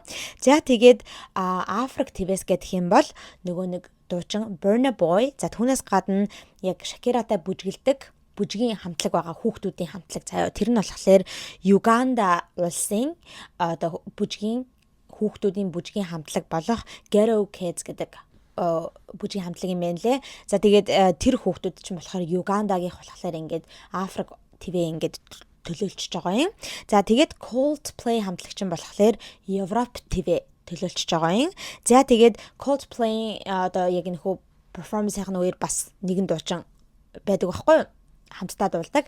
Тэр нь болохоор айгүй тийм шин залуу дуучин юм шиг байлаа. Coldplay-ийн концертууд дээр opener нэгчин болоод одоо манай монголоор хэлэхээр панчаан гэдэг те. Панчаан хийгээ явдаг дуучин болох Emmanuel Kelly гэдэг дуучин маа. Тэр дуучин болохоор Австрал одоо ТV төлөөлж байгаа. Гэт ийм өөр твүүдийг төлөөлөх ийм артистуудыг албаар сонгож авсан юм байна лээ. Тэгээд одоо ингээ World Cup учраас дэлхийг хамарсан зүйл учраас ингээд бүх твүүдийг ингэж харуулж байгаа гэсэн үг энэ хүү артистуудаараа. За одоо хэдүүлээ үзэгчдийн санал сэтгэлийг ярцгаая. За энэ хүү перформанс нь болоод өнгөрлөө шууд л сошиал медиагаар ярьж эхэлсэн байгаа. Тэгээд хүмүүс бол айгүй messy. It was not necessary. Ямар ч шаардлагагүй байсан ийм завсарлагаанаар ийм хийх юм ямар ч шаардлагагүй байсан. Үнэхээр замбраагүй, зохион байгуулалтгүй, ер нь нэг тийм нэгдсэн юм байхгүй, айгүй тийм шал хоорондоо зохицохгүй хүмүүсийг ингээд түүгүүд авчихсан. Ядаж нэг vibe-ууд нь зохицдог, нэг өөрсдөө жанранууд нь зохицдог, нэг астарикууд нь жоохон адилхан тиймэрхүү артистуудыг бас ингэж сонгож авсан бол арай гоё байх байсан. Одоо жишээ нь та нар санаж байгаа бол нэг Super Bowl хэдэн оны Super Bowl дээр билээ halftime show дээр баахан нэг артистыг сонгож аваагүй баахан юунуудыг сонгож авсан байсан шүү дээ. Hip hop rapperуудыг hip hop the industry төлөөлөх айгу том хүмүүс ингэ сонгоод авчихсан байсан шүү. Eminem, 50 Cent, Dr. Dre, хинжүүлээ Lil Kim байсан билүү, Mary J. Blige жилөө ер нь ингээд бүх том одоо яг нэг хипхоп индустриг ингэж төлөөлдөг артистууд ингэ нэгтгэчихсэн байсан. Тэгээд тэд нар ч бол аюу гой цогцож байгаа байхгүй тий. Яг адилхан жанрын хүмүүс учраас ингээд хэдийгээр өөрсдийнхөө дуунуудыг дуулж байгаа ч гэсэн аюу гой цогцоод гоё байсан. Тэгсэн чинь энэ болохоор ингээд шаал хамаагүй ингээд цогцохгүй тийм vibe-ны хүмүүсийг ингээд сонгочихсон чинь нэг тийм сонин замбраагүй санагдсан гэж хүмүүс яриад байгаа юм. За түүнээс гадна хүмүүсийн өөр одоо гомдлсон одоо дургуутсан зүйл юу байсан бэ гэх юм бол энэ performance бол зөвхөн зурагтаар үзэж байгаа хүмүүст л зориулсан. Яагаад вэ гэхээр яг стадионд үзэж байгаа хүмүүст бол айгүй сонирхолтой байсан гэж байгаа байхгүй. Тэгээд иймэрхүү TikTok бичлэгүүд явж исэн. Хэрэг та нар стадионд амьдаар одоо тиймэрхүү half time-ыг үзэхэд ямар байсан бэ болоо гэж бодож байгаа бол ийм байсан юм аа гэд ингээд ийм бичлэгүүд тавьсан байгаа байхгүй. Яг тэнд очиж үзсэн хүмүүс нь айгүй тэнэг байсан юм байна л. Яагаад вэ гэхээр тэр том хөлбөмбөгийн талбай дээр ингээд том заал тайз байгаа гэсэн үг шүү дээ. Тэрэн дээр ингээд үзүүлбэрээ үзүүлж байгаа хүмүүс нэг тэрүүхэн тэндэл яг ингээ камерныхаа урдтал яг л камер ингээ зурглаагчийнхаа урдтал ингээл үзүүлбэр үзүүлээд байгаа байхгүй. Тэгэхээр яг л зурагтаар үзэж байгаа хүмүүс зориулж байгаа гэсэн үг байхгүй. Тэгэл ингээ яг камерныхаа урдтал ингээл үзүүлбэр үзүүлээд байна. Тэгэхээр цаашаага бүр ингээ яг зэрэгтэлтэйгээ ингээ холбогдож зэрэгтэлтэй хандаж ингээ юм хийхгүй. Тэгээд тэр гарч байгаа дуун ч гэсэндээ тэгэж амар чанга сонсогдохгүй байсан юм байна лээ стадионд. Тэгэхээр ингээд яг тэр үзэж байгаа хүмүүс нь ямар ч үзэг харах юм байхгүй, наастар байхгүй. Тэгээ уул нь Super Bowl halftime show чинь нэг Америкийн хөлбөмбөг ярьж байгаа шүү дээ. Super Bowl-ын үеэр halftime show чинь ингээд том дэлгэцээр бас ингээд харуулад яг тэнд амьдаар үзэж байгаа хүмүүст бол ингээд дэлгэцээр харах боломж төр байгаад байдаг. Гэтэл энэ World Cup-ын halftime show-н дээр тийм том дэлгэц мэлгэцэж байгаагүй юм шиг үлээ. Тийм болохоор ингээд яг зурагтаар үзэж байгаа хүмүүсийн харж байгаа дүрсийг тэр амьдаар үзэж байгаа хүмүүс харах боломжгүй байсан. Бараг дараад нь гэртээ очиж YouTube-ээр үзэх юм аашин тий. Яг тийм одоо яг амьдар үзэж байгаа хүмүүст айгүй сонирхолтой байсан гэж хүмүүс ярьж байна лээ. За тэгээд түүнээс гадна одоо энэ Justin-ийн сонгосон дуун дээр л хүмүүс айгүй их ингээд те юм яриад байгаа юм байна. Шал онцгой дуулсан хамаг наастар унгаагаа хайцсан те. Айгүй ингээд гоё энергитэй явж гэг үнтхэн Justin наастрын унгаагаад хайцсан ингээл уянгалал. Тэгснэ гэг үнтхэн die гэж Shakira яваад унсан. Айгүй зохицолгоогүй нэг тийм те бараг ингээд нэг тийм emotional roller coaster дээр суудсан юм шиг гэдэг аахгүй тийм одоо эмоцны галзуу болгон дээр суудсан юм шиг нэг дээшлэл нэг доошлол айгу тийм сонин байсан. Тэр Justin шал өөр дугаа одоо сонгохгүй. Одоо жишээ нь Never Say Never гэх тэр дугаа яагаад уулж болоогүй юм болоо гэд хүмүүс бодоод байгаа байхгүй. Яагаад гэхээр Never Say Never чинь та нар санаж байгаа бол нөгөө Karate Kid те Will Smith-ийн хүү тоглодог яг тэр кинонд зориулсан дуу шүү дээ. Тэр киноны саундтрек байгаа. Тэгээ тэрий дуугийнх нь үгийг сонсоод үзэх юм бол яг л айгу гоё бас тэгээ урам зориг өгсөн дуу шүү дээ. Never Say Never буюу хизээж битгий үгүй гэж хэлтэй чадахгүй гэж хэл чи чадна мадна гэдэг өөртөө итгэн дэр гэсэн утгатай дуу шүү дээ. Хэрэг тэр дуугаад болсон бол айгуу гой цогцохоор байсан байгаа байхгүй та нар бодоод үзэлтэй яг ийм тэмцээний үеэр спортын тэмцээний финалийн үеэр бол айгуу гой цогцох байсан гэтэл ингээд шал өөр everything hallelujah гэл тэгж дуулсан байгаа. Тэгвэл гэтээ яг хоо Justin-ыг өмөрж байгаа хүмүүс л байна л да. Үгүй ямар сони юм бэ? Та нар одоо бурхныг үзээ яадаг юм уу хайшин? Justin ингээл те гарч ирэл ийм гой бурхныг одоо те ингэж шүтсэн дууга юу ягаал дуулаад энэ дуулалтаараа бас ингээ бусад одоо үзэж байгаа бүх хүмүүсийг ингээ ивэчж байгаа үстэй те ажидлал ингээ баг өгөөд те everything hallelujah бүх хүмүүсийг ингээ ивэлдэ авцгаа энэ төр гэж дуулаад яагаад болохгүй гэж энэ төр гэж харж байгаа хүмүүс бас байгаа юм. Нөгөө талаар харин ч энэ дээр ингээ дургуутж байгаа хүмүүс байгаа байхгүй. Яагаад вэ гэхээр дахиад л те энэ хүү World Cup чинь бүр ингээ дэлхийн бүх улс орныг ингэж хамарсан ийм тэмцээн. Тэгээд дэлхийд бол ганцхан шашин байдаггүй. Ганцхан христийн шашин гэж байдаггүй те. Зөндөө олон өөр өөр шашнууд байгаа. Буддын шашин, хинду шашин те, ингээл аллах энэ төр гэл те, муслим зөндөө олон шашнууд байгаа. Тэгэнгүүт Justin гарч ирээд зөвхөн христигийн ингэж те шүтсэн биширсэн hallelujah гэж дуулаад ахаар тэр сериалд үзэж байгаа хүмүүс эсвэл зурагтаар ингэж дэлхийн өнцөг болон буюроос үзэж байгаа хүмүүст таалагдахгүй өөртөө шашных нь эсрэг те уймаар ингээл everything hallelujah гэдээ дуулаад ахаар айгүй зөгцөхгүй ер нь айгүй буруу сонголтыг хийсэн гэж хүмүүс үзээд байгаа юм байна лээ. За хүмүүсийн бас нэг ярьж байгаа зүйл нь юу гэдэг юм бол ингэж ийм олон артистуудыг 11 минутын хугацаанд бүгдээр ингэ перформ хийлгүүлж айгүй тийм халтурдаж ингэж юм хийлгүүлж те яагаад вэ гэхээр ингэ энэ дууч чинь нэг дуугаач бүтэн дуулахгүй байхгүй. Нэг тал дуулаад нэг бадгийг бараг нэг тахилттайгаа дуулаад ингээл дараагийнхаа хүн рүү шилжээд байгаа байхгүй. Тэгэж айгүй халтурцсан мэдрэмж хүмүүс төрсөн гэдэг байгаа байхгүй. Тэрхийн оронд бараг зүгээр нэг артистыг сонгоод тэр нь Shakira тэ айгүй Shakira хэрэг ганцаараа гарч ирээд энэ хүү үзүүлбэрийг 11 минутын туршид ингээд үзүүлбэр үзүүлсэн бол хамаагүй дээрээ ухаасан тэ яагаад вэ гэхээр Shakira ч угаасаа World Cup-ын баг Queen, World Cup-ын баг Goddess гэж яригддаг шүү дээ тэ Shakira-гүйгээр баг World Cup гэж байхгүй энэ гэж хүмүүс ярьдаг байсан. Яагаад вэ гэхээр бүр хэдэн оноос ахуулаад ч билээ тэ тэр чинь баг 2008 оноос гэлөө Shakira тэгж ярьж байсан бахаа нэг Hips Don't Lie гэдэг дуугаа ингээд бас World Cup дээр дууснаас хойш ингээд тэ бүр хөл бөмбөгтэй холбоотой явцсан гэж байгаа байхгүй. Тэгэл тэрний дараагаар ингээл 10 онд чинь нэг Waka Waka гарсан. За тэгэл цаашаа La La La гэл ер нь маш их олон World Cup-ын дуунуудыг сүүл дуунуудыг дуулж байгаа шээ Shakira ч. Тэгэхээр яг тийм Shakira шиг хүн тэг Shakira ингээд 11 минутын туршид бүх тэр World Cup зориулж гаргаж ирсэн бүх дуунуудаа нэгтгээд ингээд гой дуулсан бол хамаагүй гой наастартай тэг хамаагүй гой make sense хийгдэх байсан юм аа. Ийм олон зохицолгоогүй хүмүүсийг ингэж нэгдүүлж дуулуулж ирснаас гэд хүмүүс ер нь тэгж бодоод байгаа юм лээ. Тэгээ ер нь би ч гэсэндээ ер нь жоохон тэрэндээ санал нийлж гэн хэрв Shakira ганцаараа ингэж 11 минутын туршид үзүүлбэр үзүүлсэн бол аюу гой байх байсан гэж би бол бодож байгаа. За тэгээд нэрэ Shakira-гийн тал дээр ярихад бас хүмүүс гадар юу яриад байгаа вэ гэхээр та нар бас тэрийг харсан байх. TikTok дээр яг тэр бичлэг аюу явж исэн. Ингээд нөгөө Shakira-гийн хуучин нөхөр нь ex-husband нөгөө араар нь тавьсан муухай балер залуу балах Gerard Piqué байж тээ. Тэр Piqué чинь ингээ зэрэгтэл дээр сууж исэн. Тэгэхээр Shakira-г үзээ сууж исэн гэсэн үг. Тэгээ хоёр хүүхэдтэйгээ явж байгаа байхгүй хоёр хүүтэйгээ. Тэгээ хоёр хүн нь болохоор аягүй хөөрх ингээл ээжигээ перформ хийж байгаа болохоор ингээ дай гэж суудал дээр бас ингээл ээжигээ дааж дуулж болол аягүй гой наасарт байгаа байхгүй. Тэгсэн чинь Piqué болохоор ерөөсө тэрэнд ингээ оролцохгүй тэ зүгээр л ингээл сууж байгаа нь харагдсан. Тэгсэн чинь хүмүүс тэрийг Piqué-г жоохон доош нэгэд те. Йоо. Өөрөөсөө ичж байгаа байхта те. Өөрийнх нь эхнэр нь бүр ингээд араар нь тавьж те эхнэрийгээ гомдосон.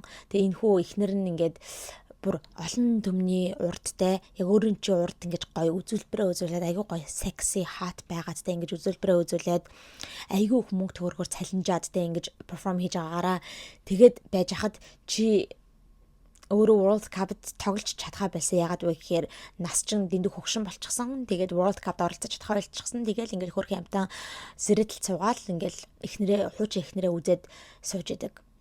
Өстө би Piqué байсан бол өстө өөрөөсөө ичих байсан. Өөртөө өстө гомдох байсан энэ гэдтэй. Тиймэрхүү юм ингээд хүмүүс айгүйх гадуур ярьж байгаа нь бол харагцсан. Тэгээ бас хүмүүс тэрэн дээр тоглоом хийгээл ёо нөгөө нэг Клара нь өстө бочимдож өгч байгаа ахта зургатаараа гэртээ үзэдэлтэй өстө ёо Piqué миний найз залуутай ингээд хуучин ихнэрээ ингээд үзээ сууж өстө ёо гэл уур нь хүрээл Verena идсэн сууж байгаа ахта энэ нөгөө нэг Клара чинь Shakira-гийн Verena-г идж байгаа хөрөгчнөөс нь Verena-г идж байгаа тэгээ баригдсан шүү дээ тэ. Тэнгүү тэрэн дээр тоглоом жахгүй гэртээ Клара чинь ингээд Verena идчихсэн уур нь хүрээ зургатаар World Cup үзэж сууж байгаа энэ гэдэг нэг тиймэрхүү юмнууд хүмүүс гадар яриад шоолоод байсан. За ер нь хүмүүсийн сэтгэл бол ийм байна манайхаа World Cup-ийн halftime show-ны тал дээр. За тэгээд энэ тэмцээн дээр бол финал дээр бол угаасаа маш их олонний танилуу celebrity хүмүүс ирсэн байсан нь бол харагдсан байгаа. Одоо жишээ нь гэх юм бол Kylie Jenner өөрийнхөө найз залуу Timothée Chalamet-тэй явж исэн. Hailey Bieber явж исэн. Угаасаа ойлгомжтой л да Hailey очихын дээ. Яг тэгэхээр нөхрөө очиж үзэж байгаа штэ. За тэгээд David Beckham өөрийнхөө их нартайгаа Victoria Beckham-тайгаа явж байгаа нь харагдсан. Жүжигчин Will Ferrell байсан. Мөн Beyoncé, Jay-Z хоёр явж байгаа нь бол бас харагдсан ба. Тэгээд энэ тал дээр бас хүмүүс Beyoncé-г юу өмсөж вэ гэдэг байгаа байхгүй. Ягаад гэвэл Beyoncé ийм trench coat нэг жоохон тийм пальто цуурхуу юм өмссөн байсан. За тэгсэн чинь хүмүүс хүү энэ чинь 7 сарын яг дундуур болж байгаа ийм халуун байхад те ийм халуун өдөр ийм цум өмсөд одоо яадгүй хөөс баасан гоождгүй юм бахтай энэ ямар сонин юу сонгоо вэ хувцас сонгоо вэ энэ хүмүүс яриад байсан. Тэгээд нэр Beyoncé-г хальт харангууд яг Blue Ivy-тэй охинтойгоо амар адилхан харагдаж би анх харчаад Jay-Z тэр хоёрыг сууж байгаа бичлэгийг нь харчаад хүйн Jay-Z охинтойгоо явж байгаа юм бахтай Blue Ivy-тэй л ингээл үзээ явж байгаа юм бахтай гэж Beyoncé үед юм бүр шок амар адилхан юм билээ охинтойгоо угаасаа адилхан байх нь аргагүй л ахaltaа те. Гэтэ Blue Ivy бол ээжтэйгээ улам адилхан болоод байгаа. За түүнээс гадна Rihanna, A$AP Rocky хоёр явж исэн. За тэгээд энэ тал дээр бас хүмүүс нэлийн гадуур яриад байгаа. Ягаад вэ гэхээр нэгэн энэ хоёр ингээ суугаад үзэж байгаа нэгэн бичлэг нь клип нь ингээд viral болсон байхгүй. Энэ болохоор яг тэмцээн нь бол түр завсарлсан байсан үеэр юм шиг байгаа. Нөгөө нэг стадионд зүгээр ингээд дуу муу гараад байгаа байхгүй. Тэр нь болохоор нөгөө нэг Macarena гэдэг байдаг штэ.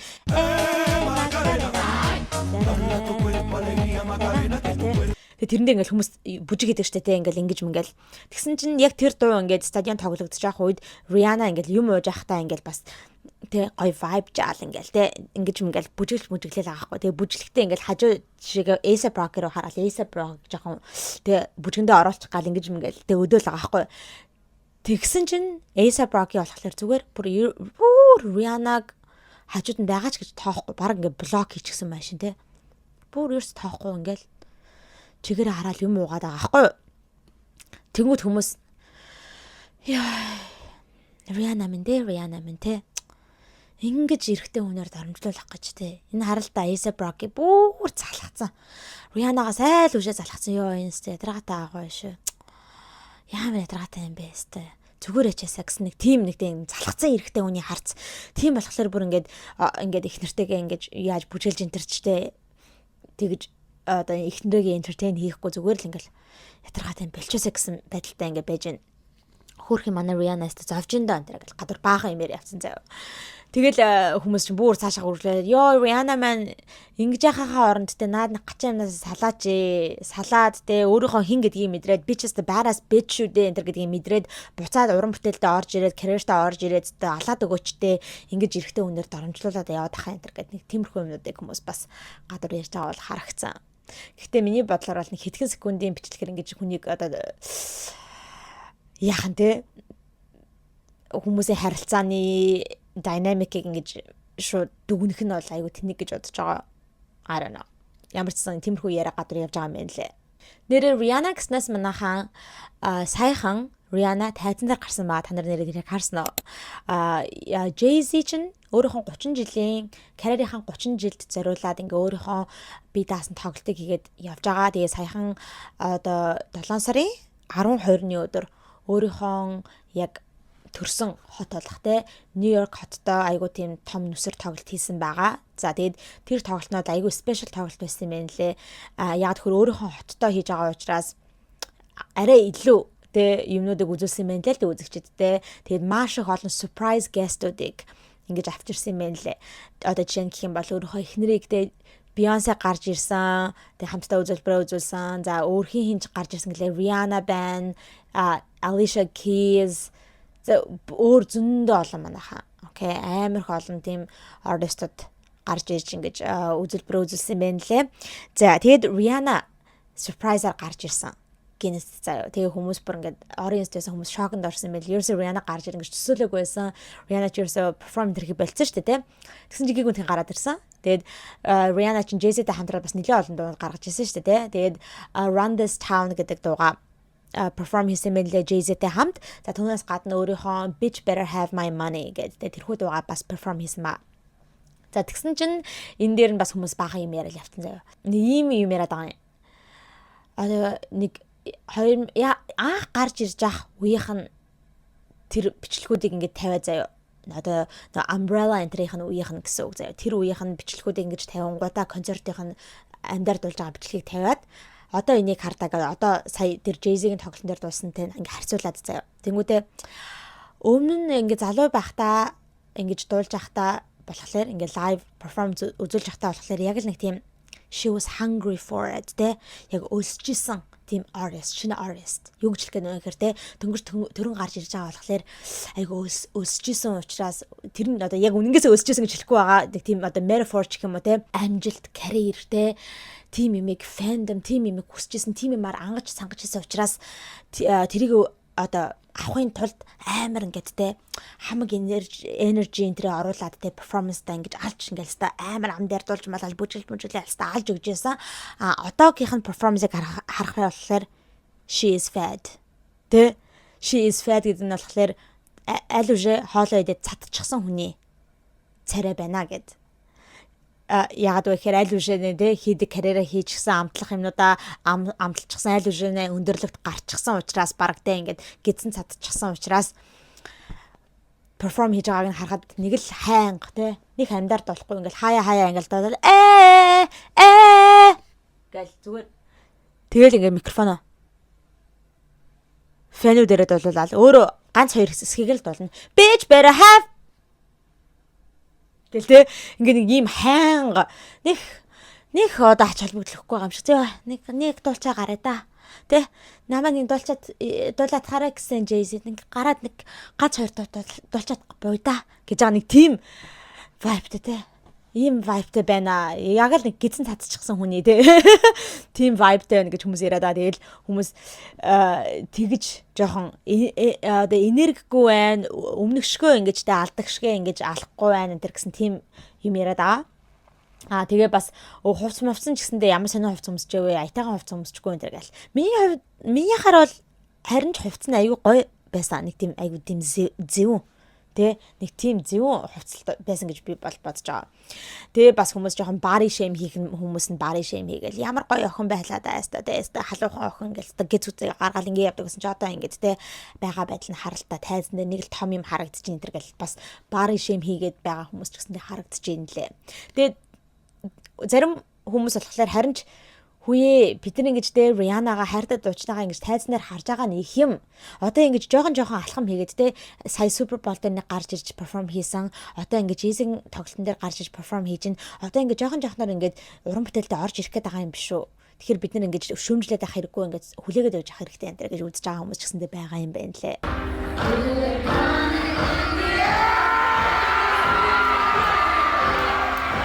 За өөр ямар celebrity хүмүүс харагдсан бэ гэхээр Drake явж байгаа нь харагдсан нэрээ нөгөө нэг Rihanna-гийн араас тэ хөлөө хулган байж гүгээд байдаг араас нь гүгээд байдаг байсан X нь Drake явж исэн байна. Тэгэхээр энэ хэд бас би нэг харсан байх гэж бодож байна. Тэгээ хараад ямар сэтгэл төрсөн болоо Drake. Тэгээ Drake-ийг нэрээ хүмүүс харчаад Drake чин daddy болчихсон байж тэн дэр гэдэг байгаа байхгүй. Ягаад вэ гэхээр Drake нэрээ жоохон жин нэмчихсэн байна лээ. Жин нэмэхдээ айгу гоёор жин юмсан гэх юм айгу тийм buff болчихсон байна лээ. Айгу их жим юм хийгээд байгаа маа хашаанд. Muscle интернет болчин жоохон томорчихсон ер нь нэг тийм том бит олчихсон юм лээ. Тэгээ хүмүүс daddy Drake болчихсон байж тээ ямар гоё юм бэ гэлтэй хүмүүс ингээд шүлсээ гожлоод байгаа бол харагдсан. Гэтэ ер нь бол Drake аягүй гоё харагдчихсан. За түүнээс гадна жүжигчин Kevin Hart явж исэн, Tom Cruise явж исэн, Anya Taylor-Joy явж исэн нөхөртөөгөө. За тэгээ дуучин Dua Lipa мөн Anna Kendrick явж исэн. За түүнээс гадна нөгөө Knicks-ийн MVP басан тэ Knicks-ийн тамирчин Jalen Brunson явж исэн. Бас нөгөө нэг Knicks-тэй үзэлдсэн те нэг finals дээр үзэлдсэн эсрэг баг нь болох Spurs-ийн нөгөө нэг өндөр залуу штэ те тоглогч тамирчин Wemby явж исэн. За тэгэд энэ дээр бас хүмүүс баахан тоглоом хийгээл байгаа харагдсан. Йой хөрх юмд энэ Wemby те яг тэр finals-ийн дараанаас ахуулаад л ингээд тархинд нь толгоонд нь Jalen Brunson зүгээр баг түрээсгүй амьдарч байсан баха. Шүн зүудлээ Jalen Brunson-ы тухай зүудлээд л өглөө босч ирэнгүүт нь бодолт нь Jalen Brunson байгаа л тэ Jalen Brunson-аас ерөөсөө ингэж чөлөөлөгдөж чадахгүй байсан баха. Тэгээ хөрхийн амтаа энэ хөл бөмбөгийн тэмцээнээр хурж ирээд цайхан тэмцээн үзээд тархиа сэргээ Jalen Brunson-ыг мартыг гээд яваад очсон чинь нөгөө нэг Brunson сууж идэг хэвээр хөрхийн амтаа Brunson-аас хизээч салж чадхааргүй болсон бах та энэ гээд тэгж жоохон тоглоом шоглоом хийж байгаа бол харагдчихсан. За түүнээс гадна Америкийн ерөнхийлөгч President Trump ирж үзсэн байсан. Тэгээ энэ бол угаасаа ойлгомжтой. Яагаад вэ гэхээр Америкт зохион байгуулалт үзэж байгаа учраас энэ хамгийн сүүлийнх нь тэмцээн нь тийм учраас ингээд ерөнхийлөгч ирэх ёстой. Тэгээ ирж үзсэн байсан. За тэгээд яг Испанийн баг ялсны дараагаар Испани бүх тамирчид ингээд медаль энтрийг нь зүүж өгөөд цом миг нөгөөд ингээд хамтдаа гармаар бариад нэг тиймэрхүү ёслол шиг юм хийсэн байгаа. За тэгээд ерэн дээр бас хүмүүс айгүй хинстэй юм яриад байгаа байхгүй. Ягаад вэ гэхээр медаль энтрийг гардуулж өгсөний дараагаар ингээд Испани тамирчид ингээд зогсож байгаа байхгүй. Бөөнөрө зогсоод нэг зураг авах гад тэгсэн чинь Trump бүр хажуунаас нь холддоггүй.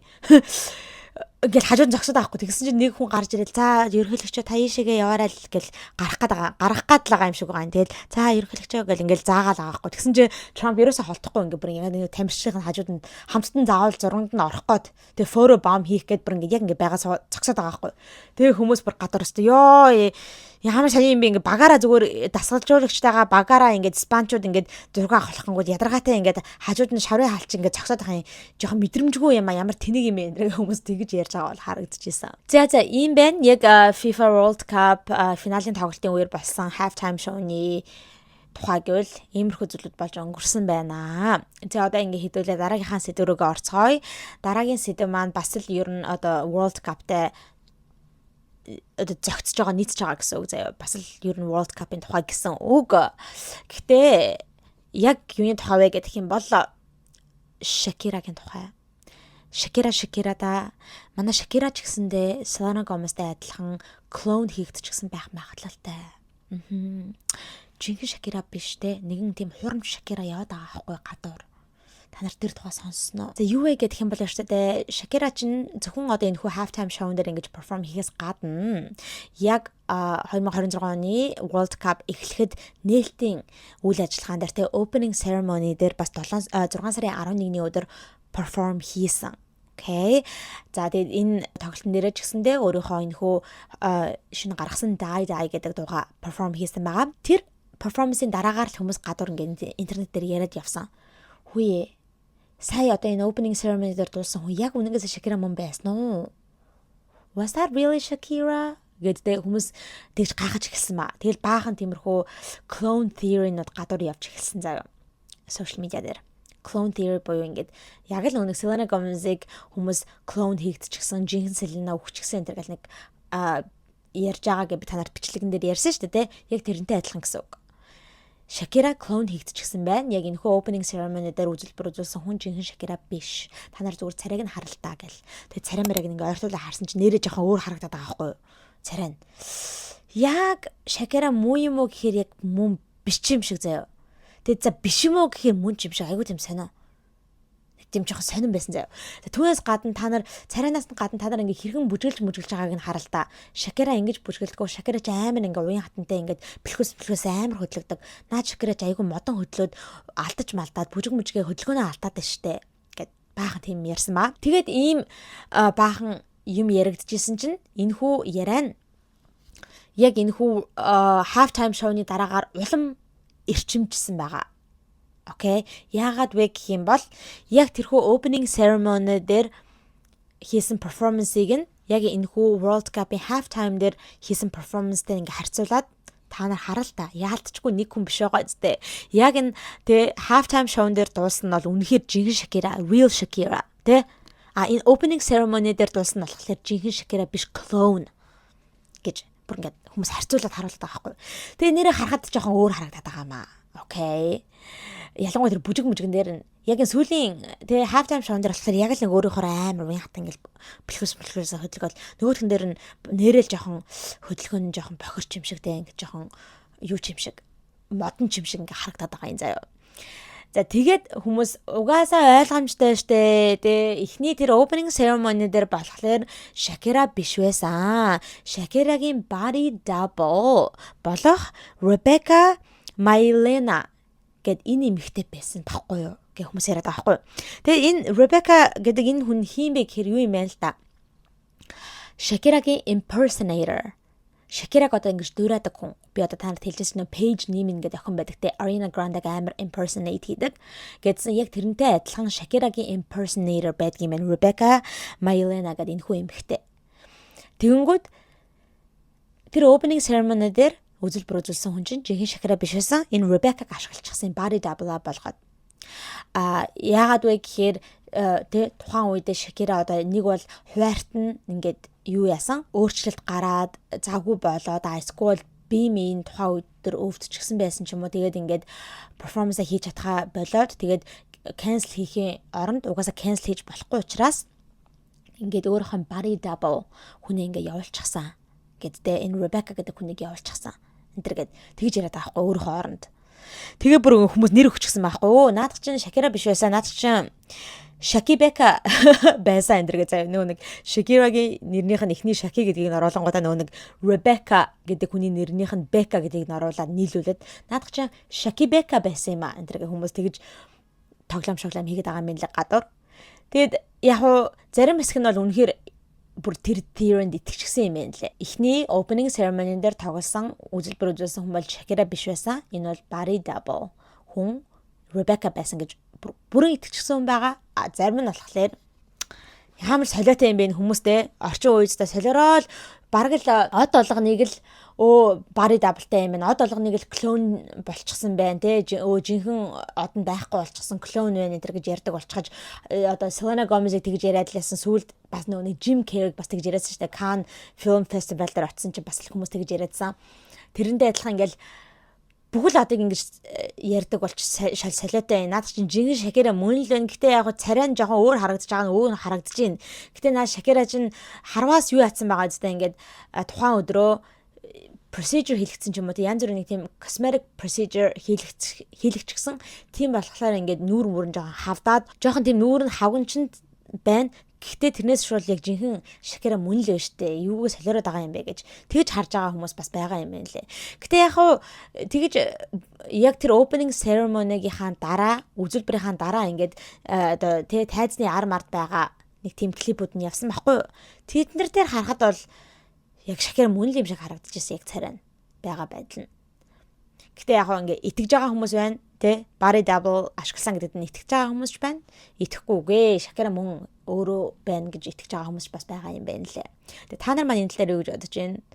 Та нар хэрүү тэр хоёр перформансыг хоёулыг нь үзсэн бол те яг жинхэнэ хүн шиг санагдаж байна уу? Яг нэг хүн шиг те жинхэнэ Shakira шиг санагдаж байна уу үгүй юу гэдэг дээр бас доор комментэд бичиж үлдээгээрэй. За манайхаа ингээд хэвлээ дараагийнхаа мэдээлэл рүүгээ орцгоё. Дараагийн сэдэв маань бас нэлээд харамсалтай сэдв байгаа. Юу вэ гэх юм бол манай Kardashians-ийн эмээ Kris Jenner-ийн ээж болох Mary Jo Shannon 91 наснда ингээд таалал төгссөн байна. За тэгээд та нар бас сайн мэдж байгаа бах ялангуяа Kardashians-ыг айгүйх follow хийдэг. Одоо Keeping Up with the Kardashians энтрийг үздэг бол яг эмээгийн сайн мэдж байгаа байх. Эмээ нь одоо яг MJ гэдэг нэрээрээ те ийм товчлсон ийм нэрээрээ айгу танигдсан шүү дээ те. Тэгээ ер нь бас нэлээд олон Keeping Up with the Kardashians болон шинээр одоо гаргаж байгаа тэр Hulu-гийнхэн The Kardashians гэдэг reality show энэ төр нэлээд олон ангийн тэртээ гардаг. Тэгээд тийм бас known public figure байгаа. За тэгээд MJ ингээд 7 сарын 26-ны өдөр нас орсон юм байна лээ. Тэгээ айгүй харамсалтай гэдэг юм бол өөрийнх нь төрсөн өдөр нь утахгүй болох гэжсэн юм байна лээ. Нэг 2-7 оны дараа болох гэжсэн 7 сарын 26-нд төрсөн юм байна лээ. Тэгэхээр 7 сарын 26-наас яг 92 нас хүрэхээсээ нэг 2-7 өдрийн өмнө ингээд нас барсан юм байна лээ. Тэгээ энэнийг энэ мэдээг одоо хэн зарласан бэ гэхээр Kris Jenner өөрийнхөө Instagram-аараа анх зарласан байгаа. Яг 7 сарын 16-ны өдөр өөрийнхөө Instagram дээр ээжийнхаа зургийг оруулаад ингээд айгүй урт бичвэр бичсэн байсан постн дээр ээждээ зориулаад ингээд ээжигээ өнөөдөр ингээд алдлаа. Тэгээд айгүй хэцүү байна. Тэгээд үгээр ингээд хэлж тайлбарлаж чадхааргүй тийм айгүй одоо heartbreak-ийг би мэдэрч байна. Тэгээд гэхдээ ээж маань л өстой те надад айгүй их юмыг зааж сургасан. Зөвхөн надад гэхээс гадна те манай гэр бүлийн бүх хүмүүст айгүй одоо сургамжит зүйлүүдийг зааж сургаж исэн. Манай гэр бүлийн одоо яг гол зүрх нь бол манай ээж байсан юм аа. Тэр аюу гоё тийм сэтгэл зүрхээ шингээсэн гоё тийм бичвэрийг бичиж одоо олон түмэнд хүргээд тэгээд хүмүүс мэдэж авсан гэсэн үг. Ингээд ээж нь нас урсан гэдгийг. Тэгээ яг Kris Jenner бас ойрын жилүүдэд ер нь ээжийнхаа талаар нэлээд ярьдаг байсан. Одоо өөртөө шоу энтер дээр reality show дээр ялангуяа тэр нэг Kardashians цувралынхаа 6 дугаар сизон дээр нилээн ярьж исэн манай ээжийн бие нь ингээд муудаад байгаа. Эрүүл мэнд нь ер нь жоохон доройтод байгаа гэж ярьж исэн.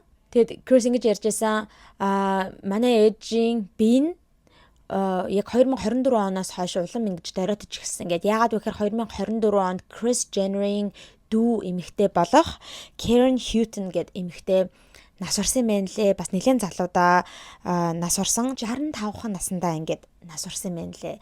Тэгээд охиноо ингээ алдчихсан болохоор яг охиныхоо үхлийн дараагаас ингээд би тэ эрүүл мэнд аягүй дороотож ирсэн гэсэн. Тэгээд тэгж ярьжсэн манай дүүгийн үхлийн дараагаар ингээ манай ээжийн би аягүй муудаад байгаа, аягүй ингээд сул дорой болоод байгаа. Тэгээд ер нь ээжтэй аягүй саан зовж байгаа гэж ярьжсэн. Тэгээд ингээд би баг дороицоор ингээд нас урсан юм байна лээ. Гэхдээ бас яг аягүй гоё сайхан насыг наслсан байгаа ч тэ 91 гэдэг чинь тэ аягүй гоё нас. Тэгээд ямар ч байсан ингэж ээжийнхаа нас урсан тухай ингэж олон түмэнд зарласан байгаа юм аа. За тэгээд Kardashians-ийн маань бүгдээрээ имэдэ зориулаад ингээд пост янз бүрийн юмнууд хийж эхэлсэн байгаа. Одоо жишээ нь гэх юм бол Khloe 7 сарын 19-ний өдөр имэдэ зориулаад ингээд Instagram дээр пост хийсэн. За түүнээс гадна Courtney бас имэдэ зориулаад яг өөрөө эмээгийнхэн төрсөн өдрөөр нь гэсэн үг. Тэгэхээр одоо сайхан гэсэн үг байхгүй 7 сарын 26-нд төрсөн гэдгсэн шүү дээ, тийм учраас ингээд 7 сарын 26-ны өдөр имэдэ төрсөн өдөртөн зориулаад ингээд те эмээгээ санан дургалцсан нэг тийм санан дургалцсан гэж хэлж үү яа санан дурсан те санаалтсан санан дурсан одоо тийм пост хийсэн байгаа. За тэгээд Kylie бас имэдэ зориулаад пост хийсэн. Тэр нэрээ Kylie-гийн хувьд гэх юм бол хүмүүсээс бас жоохон backlash авсан байгаа. Яагаад вэ гэх юм бол эмээ 7 сарын 16-ны өдөр нас орсон те. Тэгсэн чинь 7 сарын 19-нд буюу одоо 3 хоногийн дараа ингээд нөгөө найз залуутайгаа World Cup-ийн финалыг үзэх гээд ингээд явж исэн. Тэгээ хүмүүс ёо би лав те ингээд миний гэр бүлийн дотны хүн ялангуяа эмээ гэдэг ийм дотны хүн ингээд нас орсон тохиолдолд ингээд юм хүмүүзээ тэмцээн үзээд ингээд явж чадахгүй арай л юм аа. Kylie те айгуу тийм мэдрэмжгүй байна. Ийм амар insensitive байж болохгүй шүү дээ энэ гэдэг хүмүүс тэгэж хараад байгаа. Тэгвэл зарим хүмүүс Kylie өмөрөд те үгүй юу гэсэн үг юм бэ? Айл үшээ ингэ явна гэж төлөвлөсөн байсан л байлгүй дээ. Тэглэж хүмүүстэй хүн болгон өөр хэлбэрээр гашууддаг. Тэгээ бүх хүмүүсийн grieve гашуудах одоо замнал адилхан байдаггүй. Тэгээд яах юм? Заавал ингээд те та нар л ингээд те би л авста манай гэр бүлийн хүн тасарчвал ингэж чадахгүй гэд байгаатай адилхан та нартай адилхан ингээд явахгүй байх хэрэгтэй байсан юм уу битгий юм сони юм яриад энэ гэд Kylie өмөрсөн бас фэнүүд зөндөө байсан юм лээ. Kendall-ийн хувьд болохоор эмээдээ ерөөсөө зориулж ерөөсөө пост энэ дээр хийхгүй байж байгаа саяхан хэдхэн хоногийн өмнө баахан тийм Instagram дээр баахан нэг тийм зургийн цоглуулга пост хийсэн байгаа байхгүй яг зөвхөн одоогийнхан амьдрал одоо тэрийг харуулсан гэсэн нэг морь унаад явж байгаа зураг морог янз бүрийн зургууд байсан заяа. Тэгсэн чинь тэр дундаа болохоор эмээгийнхаа залуугийнх нь үеийн нэг зургийг оруулсан байгаа байхгүй.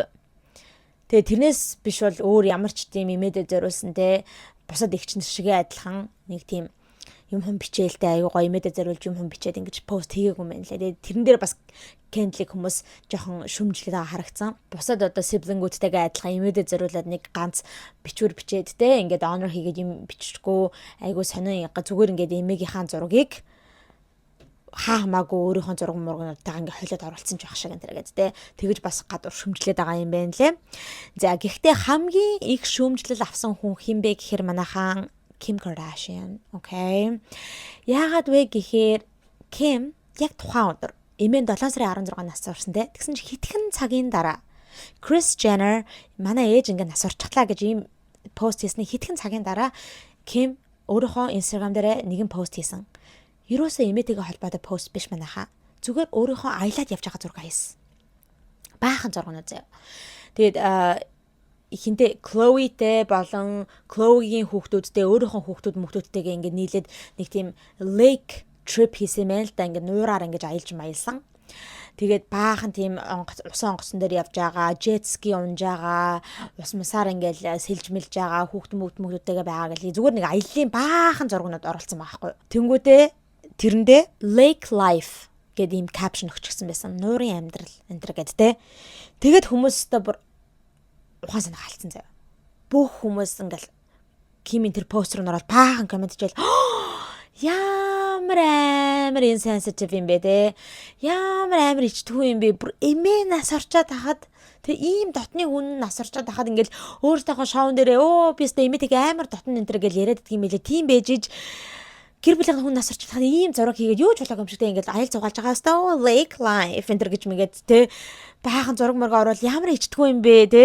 Арайчтэй гэл бөөн хүмүүс ингээл комент бичиж байгаа харагдсан. Хүү Ким танаа имиж нас орсон гэдэг одоо юу игээд байгаа юм энэ төр гэл. За тэгсэн чинь Ким удалгүй яг тэрхүү постныхаа доор нэгэн комментиг бичээд тэрийг пин хийгээд тавьчихсан байна лээ.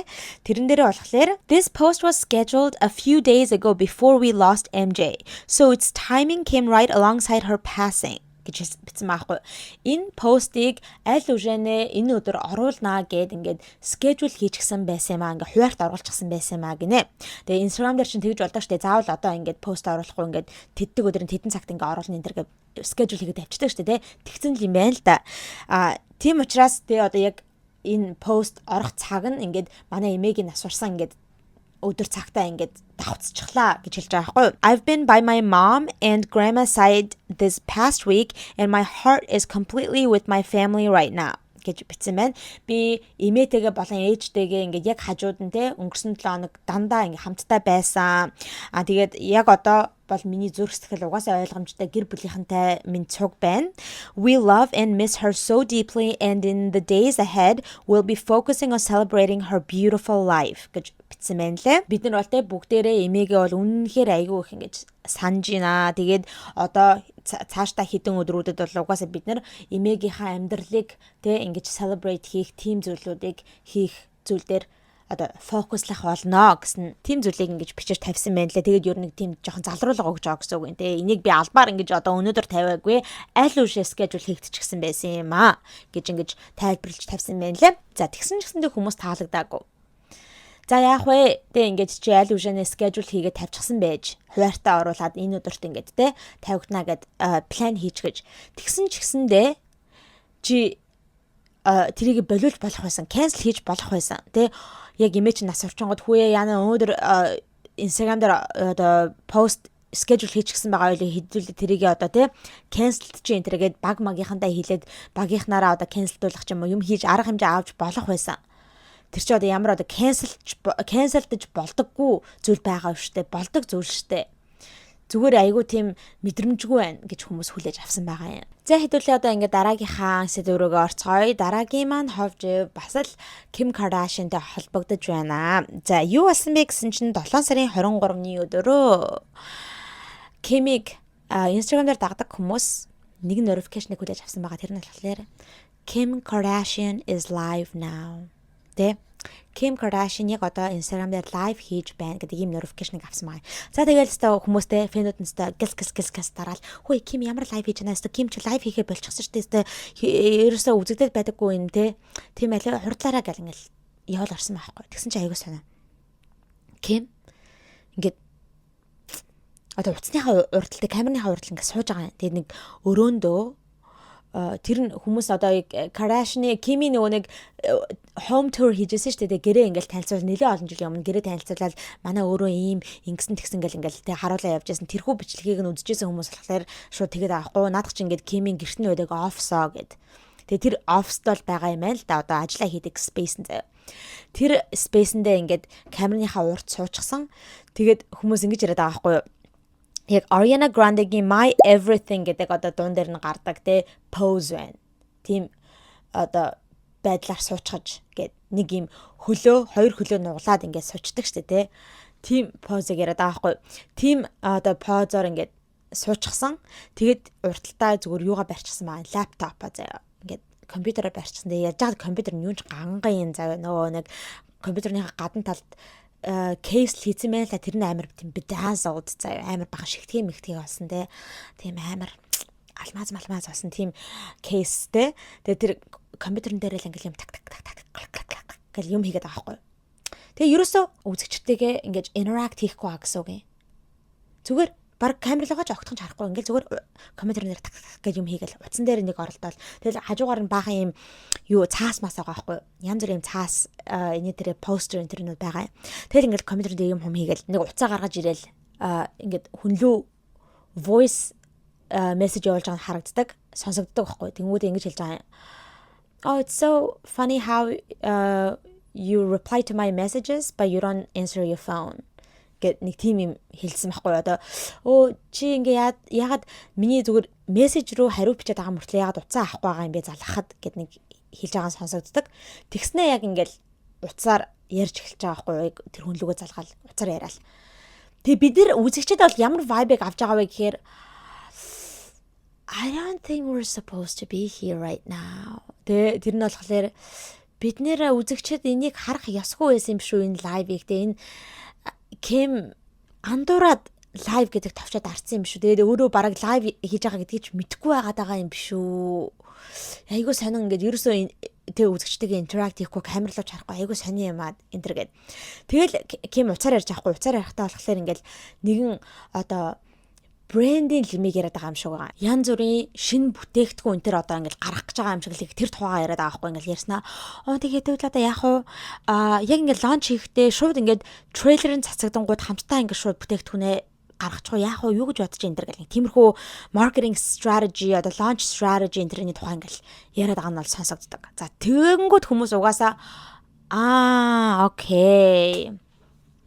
Энэ лайв чинь бол зүгээр маркетинг юм байна. Тэгээ маркетингийн юм хийгээд байгаа юм байна. Нэг л шинэ бүтээгдэхүүн гаргах гэж байгаа юм шиг байна. Тэгээд тэрэндээ зориулаад ийм маягаар реклам хийж байгаа юм байна гэж ойлгосон байгаа. Тэгээд удалгүй угаасаа нэг уух юм аваад ингэ сорвуулаар ууж байгаа нь харагддаг. Тэгээд угаасаа хүмүүс ойлгочсан. Энэ ууж байгаа юм аа зарах гэж байгаа юм байна гэд. За тэгээд удалгүй яг камер нь одоо Orion шууд ингэ хаагдчихж байгаа байхгүй дуугүй болчдаг. Тэгснээ ингээ камер нь жоохон shift хийж агаад хамгийн сүүлд нэг одоо бичиг гардаг.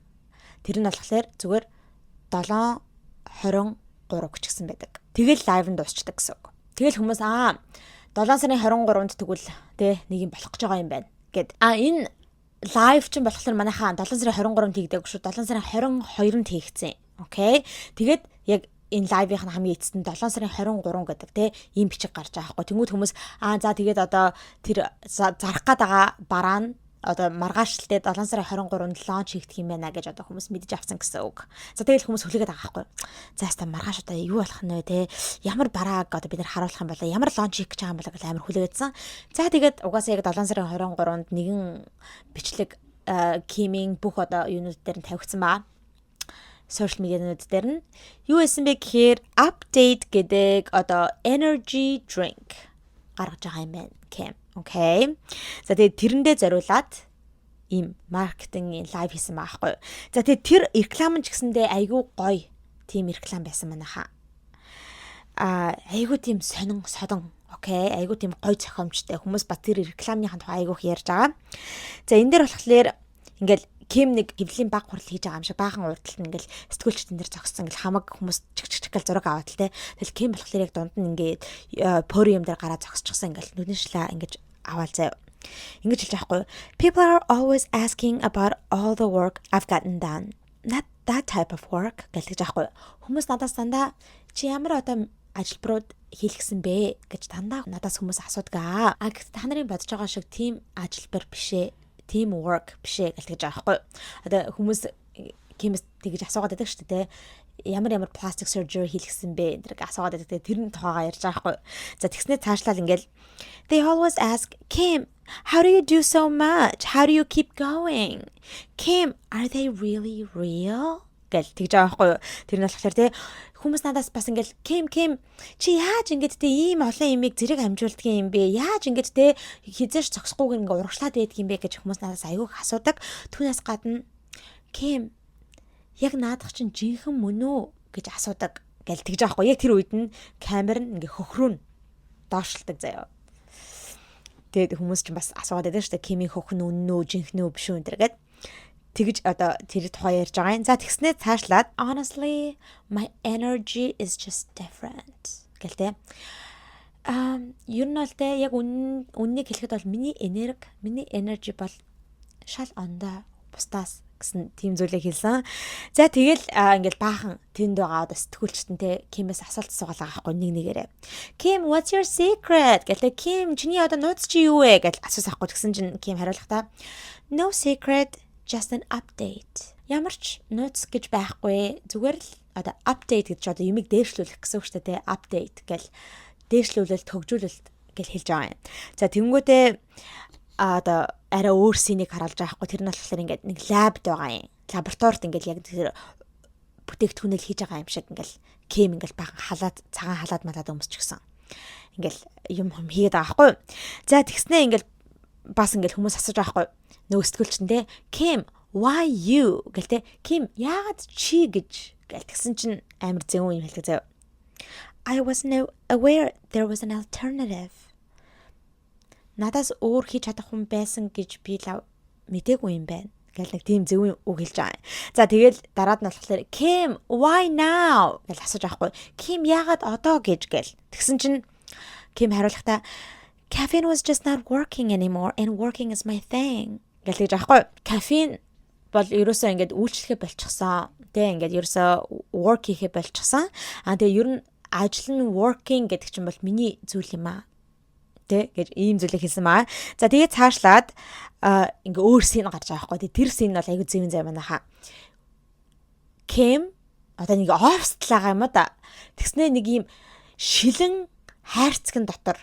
За тэр шилэн хайрцаг нь айгүй өндөрлөг дээр. За ингээд байгаа юм. Тэгээ тэр шилэн хайрцагт өөрөө ингээ санал дээр сууцсан ингээл компьютер дээр юм хийгээл ингээл ажил хийж байгаа хүн шиг харагдаж байгаа байхгүй.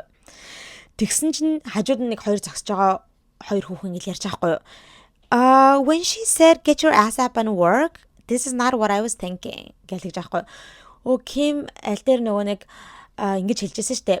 Get your ass up and work тэ. Над бөксөө ингээд босгоод ингээ ажиллаа хий гэж хэлжсэн. Тэр үед би гэхдээ яг ийм зүйлийг төсөөлөөгүй гэд. Тэгээ юу хэлэх гээд байгаа нь ойлгож байна. Та нар санаж байна. Kim чин нэг удаа яг үнэнгээсээ ярилцлаганд ихч дүүнэртэйгээ одоо орж агаад нилээ хэдэн жилийн өмнө штэ те нэг юм хэлсэн штэ хүмүүстэй ажиллах дургу болчихсон те ойрын үед орчин үедээ хүмүүс ажиллах дургу болчихсон битгий залах байл да get your ass up and work те над бөксөө ингээд босгоод ингээд ажиллаа хийлдэ битгий залхуураад байл да би ингээд та залхуурдаггүй учраас баг юм мундаг байгаа гэсэн утгатай зүйл хэлсэн штэ те тэрэн дээр ингээд хүмүүс амар уурлаадсан штэ тухайн үед тэгээд тэрийг ашиглаж байгаа байхгүй те тэнгүүтээ яг тэгж хэлж байгаа та нар ингээд бодоод үзлээ get your ass up and work гэдэг яг тэр үгнүүдийг сонсонгод бөксөө нэг өндөр юм дээр ингээд босгоод те өндөрлөг дээр босгоод ингээд ажил гэж хэлж байгаа сонсогдож байгаа шүү дээ те тэгвэл яг тэрийг шууд утгаар ингээд харуулад Kim албаар ингээд те айгүй өндөрлөг дээр сууж байгаа байхгүй бөксөө өндөрлөг дээр тавьчихсан суугаад ажиллаж байгаа гэж харуулж байгаа байхгүй шууд утгаараа те тэгэд ингээд зогсчихсэн тэгсэн чинь айгүй энэтэй хамгийн сүүлд нь та нар хэрөө юуны тухай Дэргийн баахан гимт хэргийнхэнтэй шүүх хурал мурлынхын тухай хийсэн бичлэгүүдийг миний бичлэгүүдийг үзчихсэн бол мэдж байгаа байх.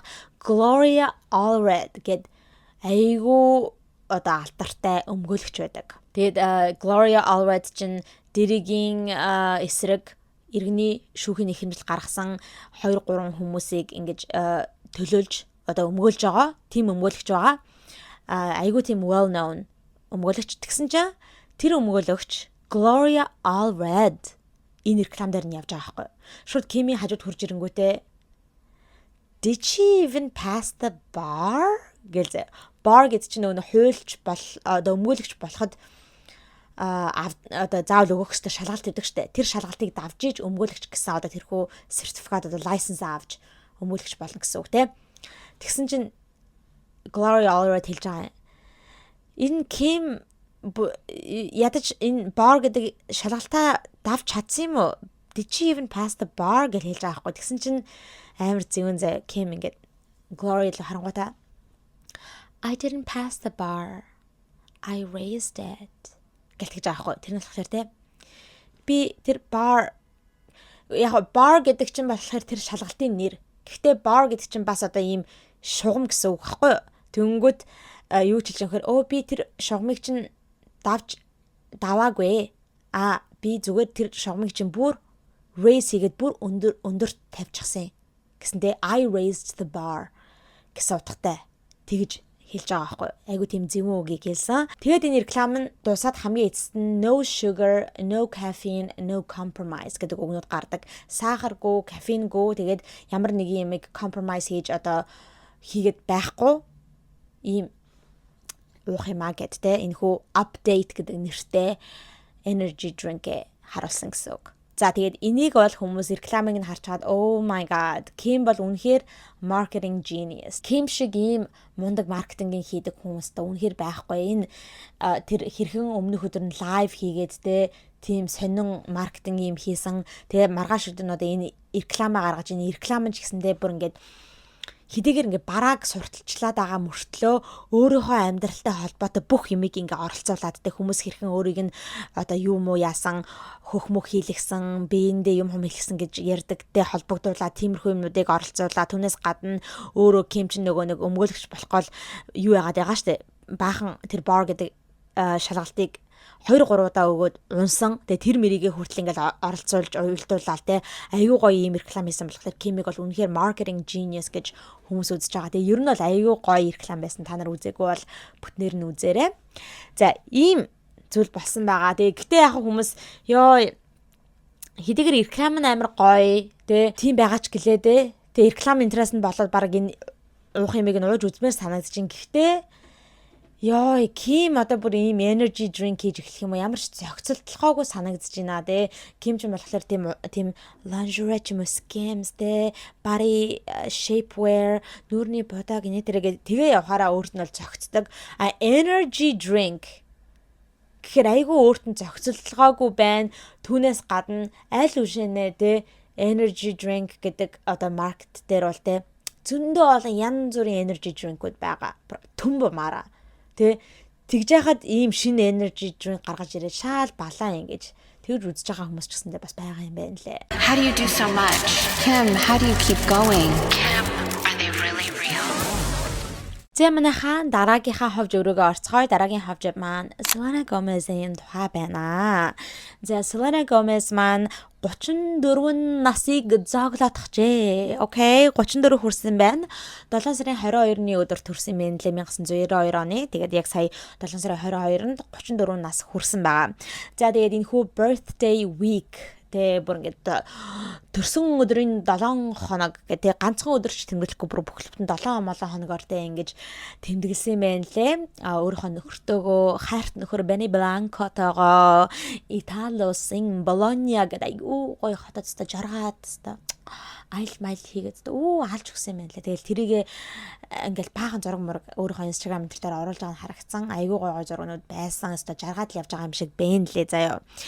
За тэгээд 7 сарын 16-ны өдөр Benny яг өөрийнхөө TikTok дээр нэг бичлэг хийж оруулсан. Тэгээд өөрөө юунд явж байгаа байхгүй? Далаад л явж байгаа юм. Усан онгоцсон дээр.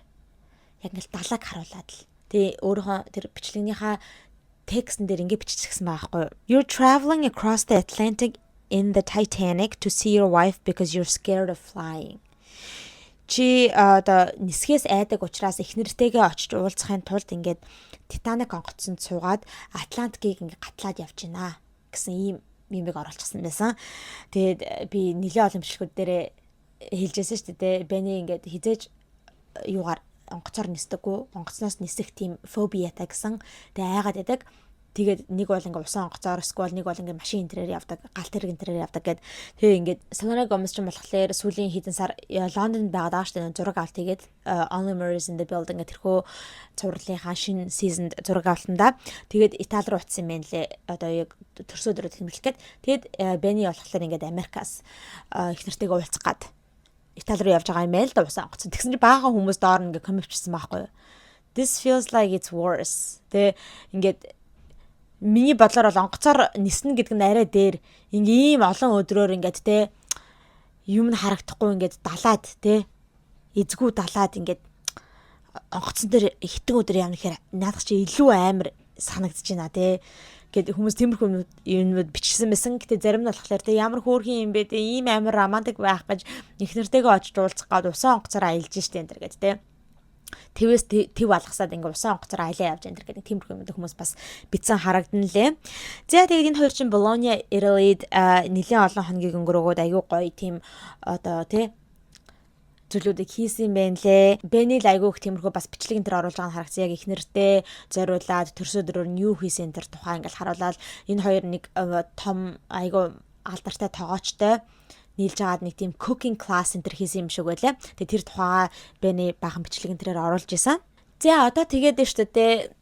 Ягаад би энэ Selena Gomez-ийн төрсө өдрийн тухай ярьж эхэлсэн бэ гэхлээр амнахаа бас одоо Hailey Bieber-ыг шургуулад тахсан хүмүүс. Of course тэ Hailey Selena хоёр ч үргэлж нэр нь хамт явдаг учраас тэ хизээч сална гэж байхгүй би бинээсээ тийм учраас ингээ Hailey Bieber хүмүүс шургуулад оруулаад тасан байхгүй. Яагаад вэ гэхлээр эхэнд яригдах зүйл юу вэ гэхээр Benny одоо их нэртэй зориулаад төрсө өдөрт нь зориулаад ингээд пост хийсэн байгаа юм заяа. Амар олон их нэрийнхаа ингээд зургнуудыг оруулангуудаа ингээд амар сүртэй хэмжээл тэ My beautiful wife. I'll carry you wherever you want to go forever. Happy birthday my love гэлтэй. Миний үзэсгэлэн технэр би чамаагаа үүрээд дэлхийн айлч өнцөг рүү явж чаднаа. Чиний хүссэн бүх газар руучин үрд мөнх явж чаднаа. Төрсө өдрийн минь төргийн хайрт минь гэл баахан Selena-гийн зургийг оруулчихсан. Тэгээ Selena-г үүрээд явж байгаа ингээл те видео энэ төр оруулчихсан байгаа байхгүй. За тэгсэн чинь л тэгэд орно ингээ Selena Gomez comment хийгээд I love you хайртай шүү гингээ бичсэн байсан. За тэгсэн чинь хүмүүс юу гэж ярьж эхэлсэн бэ гэхээр ёо ийм л байгаа байхгүй юм тий. Selena болохоор ийм хайртай өөрийг ингэж хайрладаг нөхөртэй. Тийм учраас ингээд нөхөр нь бүр их нэртэй зориулаад ингээд пост оруулаад та чамдаа мамдаа гэдэг ийм гоё пост оруулж ин төрсө өдөр. Тэгэхэд яадаг вүлээ Justin эхнэрийн төрсө өдөр нэгч зураг оруулдаггүй нэгч пост бүр хүний урманд нэг story ч оруулцдаггүй штэ. Хөрхий тэгэл Hailey чинь өнгөрсөн жил илүү ягаа нэг төрсө өдөр нь болсон гэсэн чинь Justin төрсө өдөр дээр нь байгаагүй өөр газар явж исэн мавчсан гэл нэг юм яригдчихсэн шүү дээ. Тэгэл тэр мэрийг нь гаргаж ирж яриа. Бүр эхнэрийн төрсө өдөрт нь оролцдгоо. Тэгэл их нартай зориулж пост чийдгүү. Тэгэхэд ингээд те Бэни болохоор ингээд манай Selena зориулаад ингээд те жаргаагаад ийм гоё пост энэ төр хийгээ явж гин. Хараас ингээд өөрийг нь хайрладаг нөхөртэй хүн те эмэгтэй хүн ямар байдаг вэ? Өөрт нь хайргүй нөхөртэй эмэгтэй хүн ямар байдаг вэ? Ийм хоёр ялгаатай энэ төр гэл ингэж харьцуулж гаргаж ирж байгаа байхгүй. За түүнээс гадна бас өөр юу ярьсан бэ гэхээр яг энэ Selena-гийн төрсө өдрөөр нь баах media outlet-нууд зөндөө олон магазинууд юу вэ те том одоо иймэрхүү хэвлэл мэдээллийн платформуд Selena зориулаад айгүйх пост хийсэн байхгүй юу. Өөртөө TikTok дээр, Instagram дээр энэ төр гэл Vogue magazine, Gala magazine, Insider юу гэдгийг те бүх магазинууд л ингээл Selena-гийн зураг хүргийг оруулаад те Selena Gomez төрсө өдрийн минь төргүн дээр гэл бахан постнууд хийсэн. За тэр дунд нь бас Gala гэдээ бас нэгэн media outlet гэдэг шүү дээ те. Gala-гийн гэхдээ Франц дахь одоо офис нь гэсэн үг. Gala France бас TikTok дээр Selena зориулаад пост хийсэн байна лээ. Тэгэхдээ шүү дээ те ийм пост хийчихсэн байхгүй. Selena Gomez throughout the years from her Disney era гэжсэн заяа. Selena-гийн бүр жоохноос нь ахуулаад те Disney-д байх үеэс нь ахуулаад одоо хүртэлх одоо жилүүдийн бүх жилүүдийн зургнуудыг оруулчихсан байхгүй те. Selena Gomez-ийн өнгөрсөн цаг үеуд энэ гэсэн нэг тиймэрхүү баахан зургнууд оруулчихсан байсан. За тэгсэн чинь Justin-тэй ахуулсан 2-2 зургийг нь хийсэн байвал яах вэ? 2009 онд энэ хоёр яг дөнгөж ингээл үерхэж эхэлж байгаа үеийнх нь яг тэр зургийг нь оруулчихсан байгаа юм заяа. За тэгсэн чинь 2011 онд бас энэ хоёр ингээл агуулчихсан. Айлч үлээ нэг улаан хевсэн дээр агуулчихсан зургийг нэг оруулчихсан байсан. Тэгэд хүмүүстээ бөө комментэн дээр нь oh my god, Gala is very messy. You guys are so messy. You like drama, huh? Энтергэлтэй. Ёо, Gala-гийнхан ямар амар messy юм бэ те. Албаар ингээд те зөвүүн хорчин юм аа. Албаар ингээд те драма үүсгэх гээд энэ Justin-тай авахсан зургийг нь оруулж байгаа байхгүй. Oh my god. Энтергээ те тиймэрхүү коммент биччихсэн мэт те. Айгүй инээдтэй те мим интруудыг коммент биччихсэн мэт нэг ингэсэн. Нэг шоконд орсон нэг хүний тийм мим байдаг шүү дээ. Тийм мим энтрийг ингээ оруулчихсан заяа. Тэгэхээр тэгээ зарим нь болохоор why Was Justin's picture necessary? Гэдэгт яагаад вэ? Justin зургийг оруулах үнэхээр шаардлагатай байсан юм уу? Ямар муухай юм бэ энэ гэсэн те. Тиймэрхүү комментэд бас айгүйх оруулж ирсэн. Тэгэд энэ тал дээр бол хүмүүстэй амар их гадуур ярьж байгаа харагдсан. Албаар л энэ Gala-гийнхан те. Албаар энэ хоёрын дунд юм оруулах гал. Угаасаа тэгэл энэ ийм том media outlet юм чам. Энэ постыг Hailey харахгүй байна гэж байхгүй штэ. Selena харахгүй байна гэж байхгүй штэ. Тэгээд Justin харахгүй байна гэж байхгүй штэ. Тэгээд бүгдээрээ л харж байгаа. Тэгсэн чинь ингээд тэ X-ийнх нь зураг мөргийг оруулаад ингээ албаар юм үсгэж ингэж хүмүүс өвдсөн байгаа. За үүнээс гадна бас юу болсон бэ гэхээр штэ тэ. Одоо энэ хэлсэн штэ түрүүн Selena Benny хоёр ингээд аяллаар яваад тэ Итали металаар аялаад заалж өгж байгаа гэд. Тэгэл баахан зургнууд нь тавигдаад өөрснөө тавьсан зургнууд ч байгаа. Түүнээс гадна TMZ энтрийнхаа ингээд одоо дагаж яваад зургнууд авчихсан байна лээ. Нууцаар папарацци зургнууд усан онгоцноос өсөрч байгаа тиймэрхүү зургмөрнүүдийг аваад тавьчихсан байсан. Тэгсэн чинь удалгүй Justin Hailey хоёр бас ингээд Грек улсад ингээ аялаад явж байгааг харагдсан. За тэгэнгүүт хүмүүс юу гэж ярьсан гэж бодож чинь та нар зүгээр дотроо бодоцох таа. Copyцсан гэж ярьж байгаа гэж бодсон бол yes, you're right. Тий, манайха. Йоо, энэ Hailey Justin хоёр бүр дандаа Selena-г дуурайх юм аа. Йоо. Selena Benny хоёр баахан ингээл өнгөрсөн 7 хоног зургнуудаа оруулаад Италид аялаа явж байгаа гэдгээ харуулсан чинь дуурайчхаж. Очоод л бас аялаатгаж хойлохнаа ингээд Грекээр аялаад явцсан байна. Oh my god. Хизээ Selena-г дуурайхаа болох юм болоо. Би бол энэ тухай ярьсан иймэрхүү постуудыг хараад шоконд орсон заяа. Юу гэсэн үг вэ те? Одоо бүр аялахыг хүртэл одоо нэг хүний өмч болгоод хач те. Ингээд аялангууд хүн дуурайсан болчихож. Надтай адилхан яг тийм бодолтой хүмүүс зөндөө байгаа юм байна лээ. Хүмүүс бас тэр доор ингээд тиймэрхүү постнуудынхаа доор нь коммент бичсэн. Selena doesn't own traveling те. Selena ямар ганцаараа одоо энэ аялах гэдэг зүйлийг эзэмшээд авчихсан байгаа биш. Яагаад хүн аялж болдгоо юм. Тэгээ юу гэсэн үг юм. Selena-г аялж ин гэдгийг харчаад за хүмүүс ковид ч ингээ бодчих чинь хоёлаа тий Justin хоёлаа энэ Грек явах гэж байгаа аялаа боли хүмүүс ковид ингээ бодчих чинь гээд тэр яхан аялаа болох хэрэгтэй байсан юм. Угаасаа 100 болж байгаа юм чи бүхэл хүмүүс аялж байгаа тий 100-ны улиралаар бүхэл хүмүүс аялдаг. Тэгээ энэ дээр юун дээр одоо ковидсэн гэдэг байгаа ингээд одоо өмөрч байгаа Hailey-гийн Justin-ийн фэнээс ч гэсэндээ бас зөндөө байгаа. Тэгээ угаасаа ойлгомжтой. Энэ хоёр дээр хоёулын дээр нэг л баахан энэ дээрээ ковидсэн гэдэг яриа гарч ирдэг учраас ингээ гарч ирэх нь угаасаа ойлгомжтой.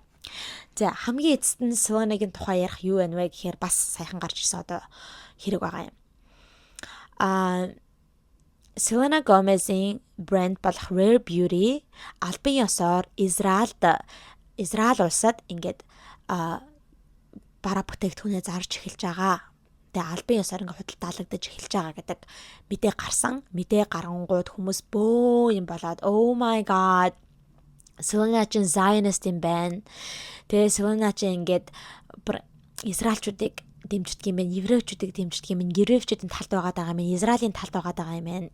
Өстой хэдүүлээ Selena-г boycott хий, Rare Beauty-г boycott хий. Би өстой Rare Beauty-гээс авсан бүх одоо баг makeup энтрээ хаялаа. Би дахиж хизээч Rare Beauty-гээр өөрчлөлөхгүй Selena Gomez-ийг хэдүүлээ бөөнөр unfollow хийцгээ Instagram дээр энтрээ гэл бөө юм болсон заяа гадуур.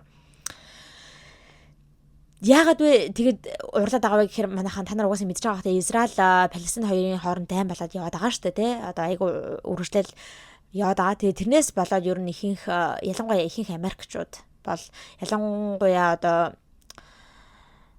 юу юм бэ одоо яг liberal Америк үзэл бодолтой хүмүүс бол ялангуяа одоо ардчил намыг дэмждэг хүмүүс гэсэн үг шүү дээ тий. Ялангуяа одоо яг дандаа Палестины талд байгаад Израильчууд ингэ үзээд таахгүй бүр ингээд Израиль улсыг үзье ядаад еврейчүүдийг амар үзье ядаад тэгэл Jewish энтергингүүд л бараг л хэвээр ингэж л те cancel boycott энтер гээд миний бодлоор хаяада ингэ бодонгууд юу давтагдах гадж байгаа юм шиг айгүй амар дэлхийн 2 дугаар дайн дахиж давтагдах байгаа юм шиг дэлхийн 2 дугаар дайн дээр ингээл нацинууд те еврейчүүдийг үзье ядаад аалж малаадсан шүү дээ те хоморгалж алаадсан тэрнтэй адилхан бараг одоо еврейчүүд л ингэвэл үзье яддаг болчихсон зэ Америкаар. Та нар одоо ингээ харах юм бол бараг л еврей одоо Израиль хоол моолны газар ороод хоол идж байгаа хүмүүсийг хөө яана нөгөөдөг чинь тэр контент креатор те Израилийн хоолны газар ороод хоол идсэн байж тэ хэдүүлээ cancel энтер гэдэг тийм амар болсон заяа.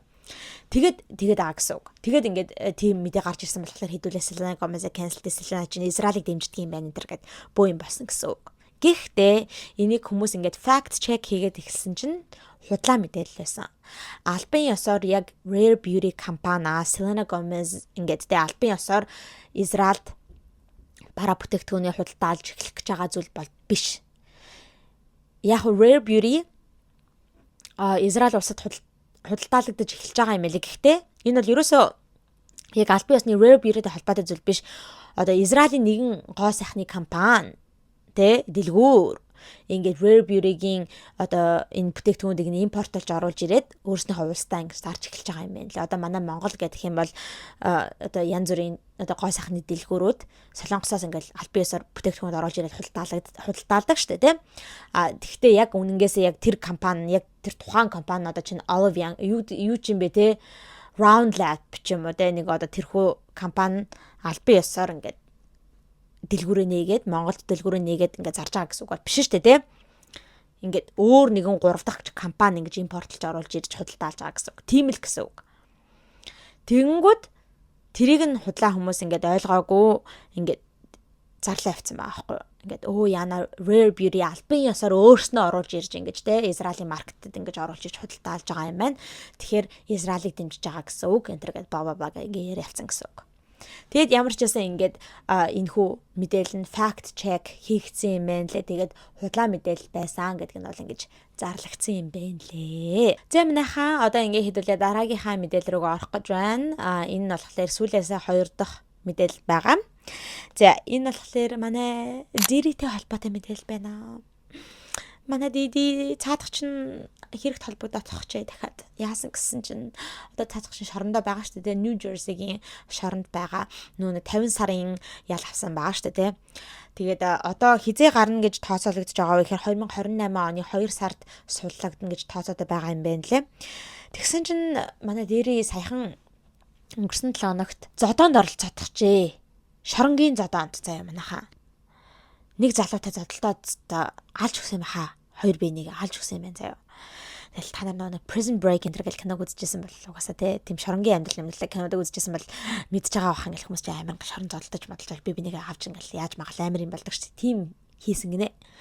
Нэг залуу ингээл хажуугаар нь өнгөрөхдөө дээрээ хандаад нэг доромжийн юм хэлсэн гинэ. Яг юу хэлсэн бол мэддэхгүй байгаа заяа. Ямарс нэг доромжилсан юм тийм юм хэлсэн гинэ. Дис хийсэн юм заяа. Тэгэнгүүт дэрий уурлал нөгөө залууг чинь байрж аваад ингээл зодоол панч гээл те доошоо ингээл хоорондоо ноцолтоод нөгөө залууч гэсэндээ ингээл те хариу өгж ингэж тохиж мохол хоорондоо ноцолтоод би бинийг унгааж мнагаагаал нилээ юм болсон гинэ. Тэгэж тэгж агаад ашгүй нэг шоронгийн харгалзагч нь хурж ирээд ингээд салгасан юм байна лээ. За салгаад хоёулангийн юунд хийсэн гэж байгаа байхгүй юу? Solitary confinement гэд байдаг. Би одоо яг тэр монголоор юу гэж хэлдэг юм бол мэдгүй байна. Ямар ч одоо шоронд байж хахад нэг хэрэг шорон дотроо хэрэг тарьсан ч юм уу тиймэрхүү зодон бадаанаар олцсон хүмүүсийг ингээд нэг тусгай өрөөнд хийждэг штэ. Бүр ингээд одоо хатуу хяналттай өрөөнд гэсэн үг те. Тэгэхээр ингээд бүтэн өдрийн туршид ерөөсө гарч мархаж болчдаг. Уул нь бол энэ шоронгийн одоо хоригдлууд ч гэлээдээ бас өдрийн цагаар ингээд талбай малбайдаар гарч болдог, агаар магаар амьсгалж болдог болчдаг шүү дээ. Энэ solitary confinement гэхээр ингээд бүр гарч болохоо болчдаг. Гадагшааж гарч болохоо болчдаг. Зөвхөн тэр одоо тий сел дотроо л байгаад байна. Тэгээд ер нь бас айгүй эрхүүд нь одоо хаагддаг гэсэн одоо уцаараа ярих хэрэг нь хаагддаг гэсэн хэдэн өдрийн турштай түүнээс гадна ингээд уул нь visitor авч болдог шүү дээ. Ингээд хүмүүс хурж ирж зочлоод ингээд тэ уулзаж энэ төр болдог. Тийм visitor авч болохоо ойлждаг гэсэн ер нь айгүй юм ингээд тэ хаагддаг гэсэн эрхүүд нь.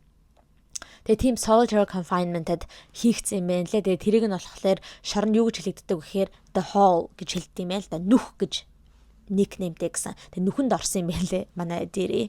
Тэгээд одоо хэр урт хугацаанд тэрхүү solitary confinement байхыг нь бол одоо мэддэхгүй аа гэсэн одоогоор тэгээд энэ нь болохоор юунд нөлөөлж магадгүй гэсэн. Одоо энэ 2028 оны 2 сард гарна гэд одоо суллагдана гэд тооцоод байгаа гэсэн шүү дээ. Гэтэ хэрв тэр нь good behaviorтэй байх юм бол шорондоо байх та одоо энэ хүү ялаа эдэлж байх хугацаанд янз бүрийн хэрэг мэрэгт оролцохгүй айгүй сайн хүмүүжигч байх юм бол 2 сард те 2028 оны 2 сард гарна гэдэг тооцоод байгаа. Гэхдээ одоо ингээд ийм хэрэгт орооцолтоод зодоонд орооцолтж байгаа учраас тэгээд хэрвээ энэ зодоо нь өөрөөс нь болсон ч гэдэг юм уу те ийм юм хүмүүс тогтоогдох юм бол одоо энэ 2028 оны 2 сард гарна гэдэг нь баг худлаа болж байгаа гэсэн үг. За тэгэнгүүт хүмүүс тэрийг сонсцоход энэ мэдээ нь TMZ-гээр ингээд цацагдсны дараагаар ашгүй те. Таад байлаар дэрийг битгий гарга ашгүй ингээд нэг зодоонд оролцчихлаа. Тэгээд одоо энэ 28 онд гарахаа болоосоо дахиад улам ингээд сунгагдаасаа энэ гэж тэгж бол ярьж байгаа бол харагцсан. За манайхаа одоо ингээд хэдүүлээ хамгийн сүүлийнхаа мэдээлэл рүүгээ орж ийн. Сүүлийн хавж маань хинтэй холбоотой вэ гэх юм бол дуучин Usher-тай холбоотой ийм мэдээлэл байна. За тэгээд та нар маань ч гэсэндээ харчихсан байх гэж бодож ийн. Нэг энэхүү хавж нь болохоор яг сүүлийн 3 хоног айгүйх ингээд TikTok-оор явж исэн. За юу асан бэ гэхээр Usher болон Chris Brown хоёр хамтраад The R&B Tour гэдэг нэгэн одоо тоглолтыг хийгээ явж байгаа. Аялын тоглолт хийгээ явж байгаа байхгүй юу? За тэгээ энэхүү аялын тоглолтыг 6 сарын 26-нд эхэлсэн байна лээ. Тэгээд 12 сарын 11-ний хүртэл үргэлжлэх юм байна лээ. За тэгээд энэ хоёр маань одоо яг саяхан тэгээ хэдхэн хоногийн өмнө өнгөрсөн хагасанд гэсэн баха Nashville очиж тоглосон байхгүй. Тэгсэн чинь яг тэр тоглолтын үеэр нэгэн зүйл болсон байгаа заяа. Хэрв та нараа энэ хоёрын тоглолтын одоо ер нь бичлэгүүдийг харсан бол яг энэ 6 сард тоглолт нь ихснээс хойш гадуур айгүйх явж байгаа тоглолтын бичлэгүүд зүгээр айгүй амар сайн байна хаа. Тэгэд нэр манай эдитортэй сануулж хэлэхэд битгий одоо энэ хоёрын яг энэ тоглолтынх нь яг тэр амар хэсгүүдийг бичлэгийг нь оруулаарай, зураг мөргийг нь оруулаарай. Би аль дээр нэг Chris Brown-ы тухай яриад те фэнүүдтэйгээ ингээд уулзалт хийхдээ айгүй амар pause энэ авч мавж те тийм амар тийм sexual pause энэ авч мавж зураг авахулдаг энэ гээд тэгж ярихтаа тэр зургнуудыг нь оруулсан чинь юу яасан одоо YouTube-с анхааруулга авсан. Зүгээр тэдэрч бол хувцастайгаа байсан ч тэ шалдан балдан байгаагүй тэгсэн мөртлөө айгу тийм sexually suggestive одоо зураг мураг байна гэд тэ YouTube-с тийм санал авсан байхгүй. Тэгэхээр манай эдэр бити оруулаарай жоохон юм тавьж оруулаарай окей. Тэгэд энэ хоёр чинь хоёулаа заяа Usher-ч тэр Chris Brown-ч тэр тоглолтынхаа үеэр фэнүүдийг гаргаж ирдэг заяа. Ингээд фэнээсээ үзэгчдээсээ ганц хоёр охтуудыг гаргаж ирээд тэгээд нэг дууныхаа үеэр ингээд тэр фэнтэйгээ interact хийдэг гэсэн үг заяа. Тэгээд бүр үнэнгээс насанд хүрэгчэд зориулсан кино үзэж байгаа юм шиг л байдаг. Тэгээд тэр юун дээр нь тайзан дээр нь бүр ормор байгаа байхгүй. Тэгэл гэрэл мэрд айгу тийм одоо dim lit-тэй айгу бүдэг гэрэлтэй айгу тийм sexy гэрэл мэрэлтэй. Тэгэл нөгөө нэг охиныгоо эмгтэйгээ орон дээрээ суулгаж агаад л өстой янз бүрийн юм хийн заяа. Chris Brown-ы би зарим бичлэгийг харсан чинь бүр ингээд шок. Зөв үнэнгээсээ яг нэг үзээд байгаа юм шиг санагдсан заяа. Бүр ингээд тэр охиныгоо янз бүрийн байралд оруулж байгаа яг нэг тий байрлалуудыг өөрөөр байралд оруулаад ингээл дөрвөн хөл дээр нь хөлж байгаа л өөрөө араас нь ингэж юу ааж магаал заяа. Бүр ингээд за яах вэ? Хувцтай л байгаа юм л да хоёулаа. Гэтэ ихэнхдээ Chris Brown ингээд дээрээ ингээд цээж нүцгэн байдаг заяа. Тэгээ нөгөө эмэгтэйнд хувцтай л байгаа юм л да. Тэгсэн мөртлөө ингээд хувцлал байгаа болохоос биш ер нь л яг SEX хийгээд байгаа юм. Зүгээр ингээл би нэг ингээл яг цохиж мохоол заяа. Oh my god. Та нар зүгээр тэр бичлэгүүдийг үзэл зүгээр шоконд орно заяа. Тэгээ тэр бичлэгүүд нь ер нь гадуур амар ингээл явдаг. Тэнгүүд зарим хүмүүс нь болохоор ямар гоё юм бэ те. Би өстө тэр хоёрын тоглолтын дээр нь очиод ингээд сонгогдоод ингээд юу ачих юмсаа маачих юм гэл тэгж байгаа хүмүүс байна. Зарим нь болохоор те ямар амар disgusting юм бэ те. Ямар амар inappropriate юм бэ. Энийг бол айгүй баг юу гэж үзнэ те sexual harassment гэж үзнэ. Тэг те зүгээр ингээд тоглолт очих гэж үтсэн эмэгтэйг тайзнаар гаргаж ирээд ингээд тэр эмэгтэй хүсэж байгаа ч юм уу үгүй ч юм уу яаж мэдж байгаа тэгж яхад бүр ингээд бараг л бэлхий ялцсан дорох гэдэг юм биш үү энэ гэл те тэгж харж байгаа гэсэн хүмүүс байгаа.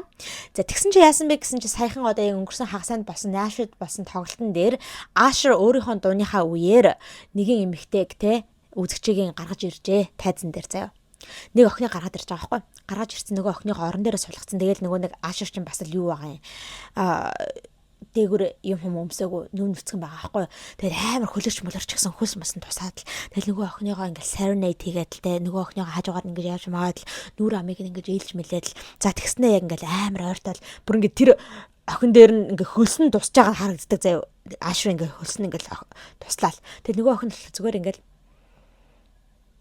ингээд суугаад авахгүй нэг амар оролцохгүй. За тэгсэн чинь ингээл яг Usher-ыг хоёр хөлнийхэн дунд зогсоод хөлийг ингээд онгоолгаал заяа. Тэгээ хөлнийхэн дунд зогсонгуудаа ингээд яг тэр орон дээр сулгацсан байгаа байхгүй. Тэгэл ингээл lean хийгээл тэ ингээд хинлөө тэр охин лугаа ингээд тонгоогоол аашир ингээд бараг л үнсгээл ингээд тонгоож байгаа байхгүй. Тэгсэн чинь нөгөө охин тэрэнд ингээд оролцож ингээд аашиг барьж марж авч ингээд үнсэлцэж мүсэлцэхгүй заяа ингээд ингэж байгаа байхгүй. Ингээд аашир ингэж байгаа гэсэн тэнгүүд нөгөө охин чинь бас ингээд дагаад үнсүүлэхгүй гэд ингээд аргашаага ингээд ухраад байгаа байхгүй. Ингээд налаад. Тэгэд аашир тэрийг ингээд анзаарчгаад ингэнгүүд нөгөө хүн тэ оролцохгүй ингээд цаашлаад байгаа болохоор тэрийг ингээд анзаарангууд аашир ингээд болоод заяа.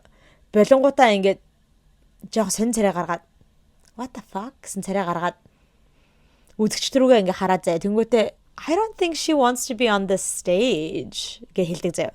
Энэ охин тайзан дээр баймиргүй байгаа юм шиг байна. Тэгэж аашлаад байна гэж тийм хэлэнгүүтээ цаашаа ингээ алхаад эхэлж байгаа байхгүй. Тэнгүүтээ тэр охин руу харахчгүй заяа. Зүгээр цаашаага ингэж байгаа нь харагддаг ингээд гараа ингээд явуулаад те. Наад охиныхоо буулга гэж байгаа юм шиг. Тэ алив чи нанаас буу гэж байгаа юм шиг ингэж мингээд. Тэгэд нөгөө охиныг ингээд хамгаалагч нь буулгасан юм шиг байлаа. За тэгэл энэ бичлэг нь ингээл тавигдаал TikTok-оор цацагдаал бөө юм болсон.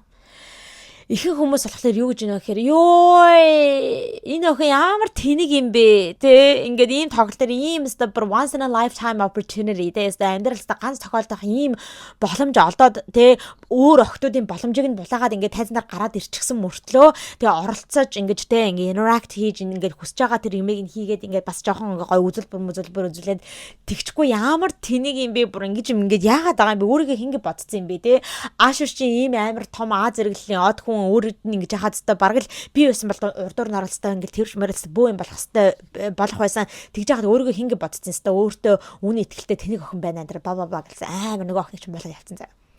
Зарим хэсэг нь болохоор энэ охиныг өмөрч байгаа байхгүй.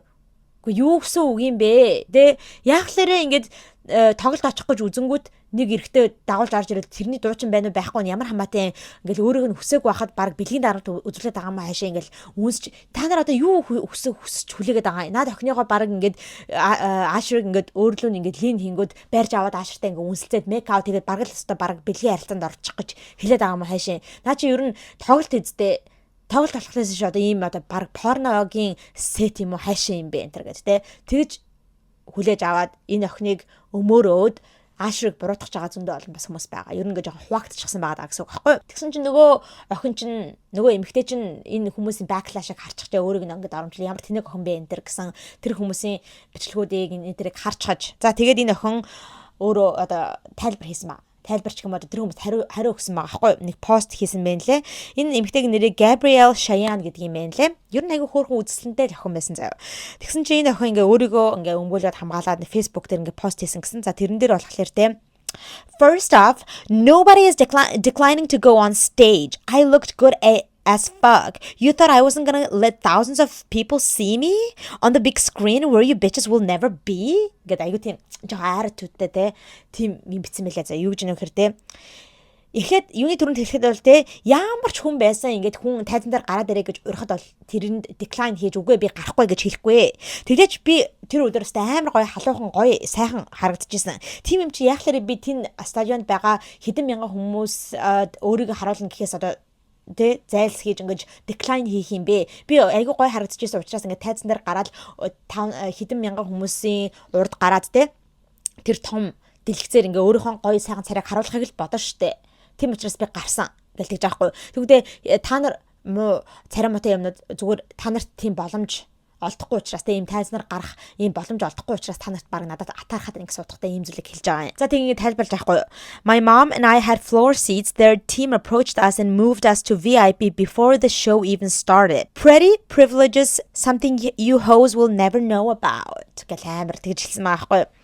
Ингээд тайлбарлаж байгаа юм байна лээ.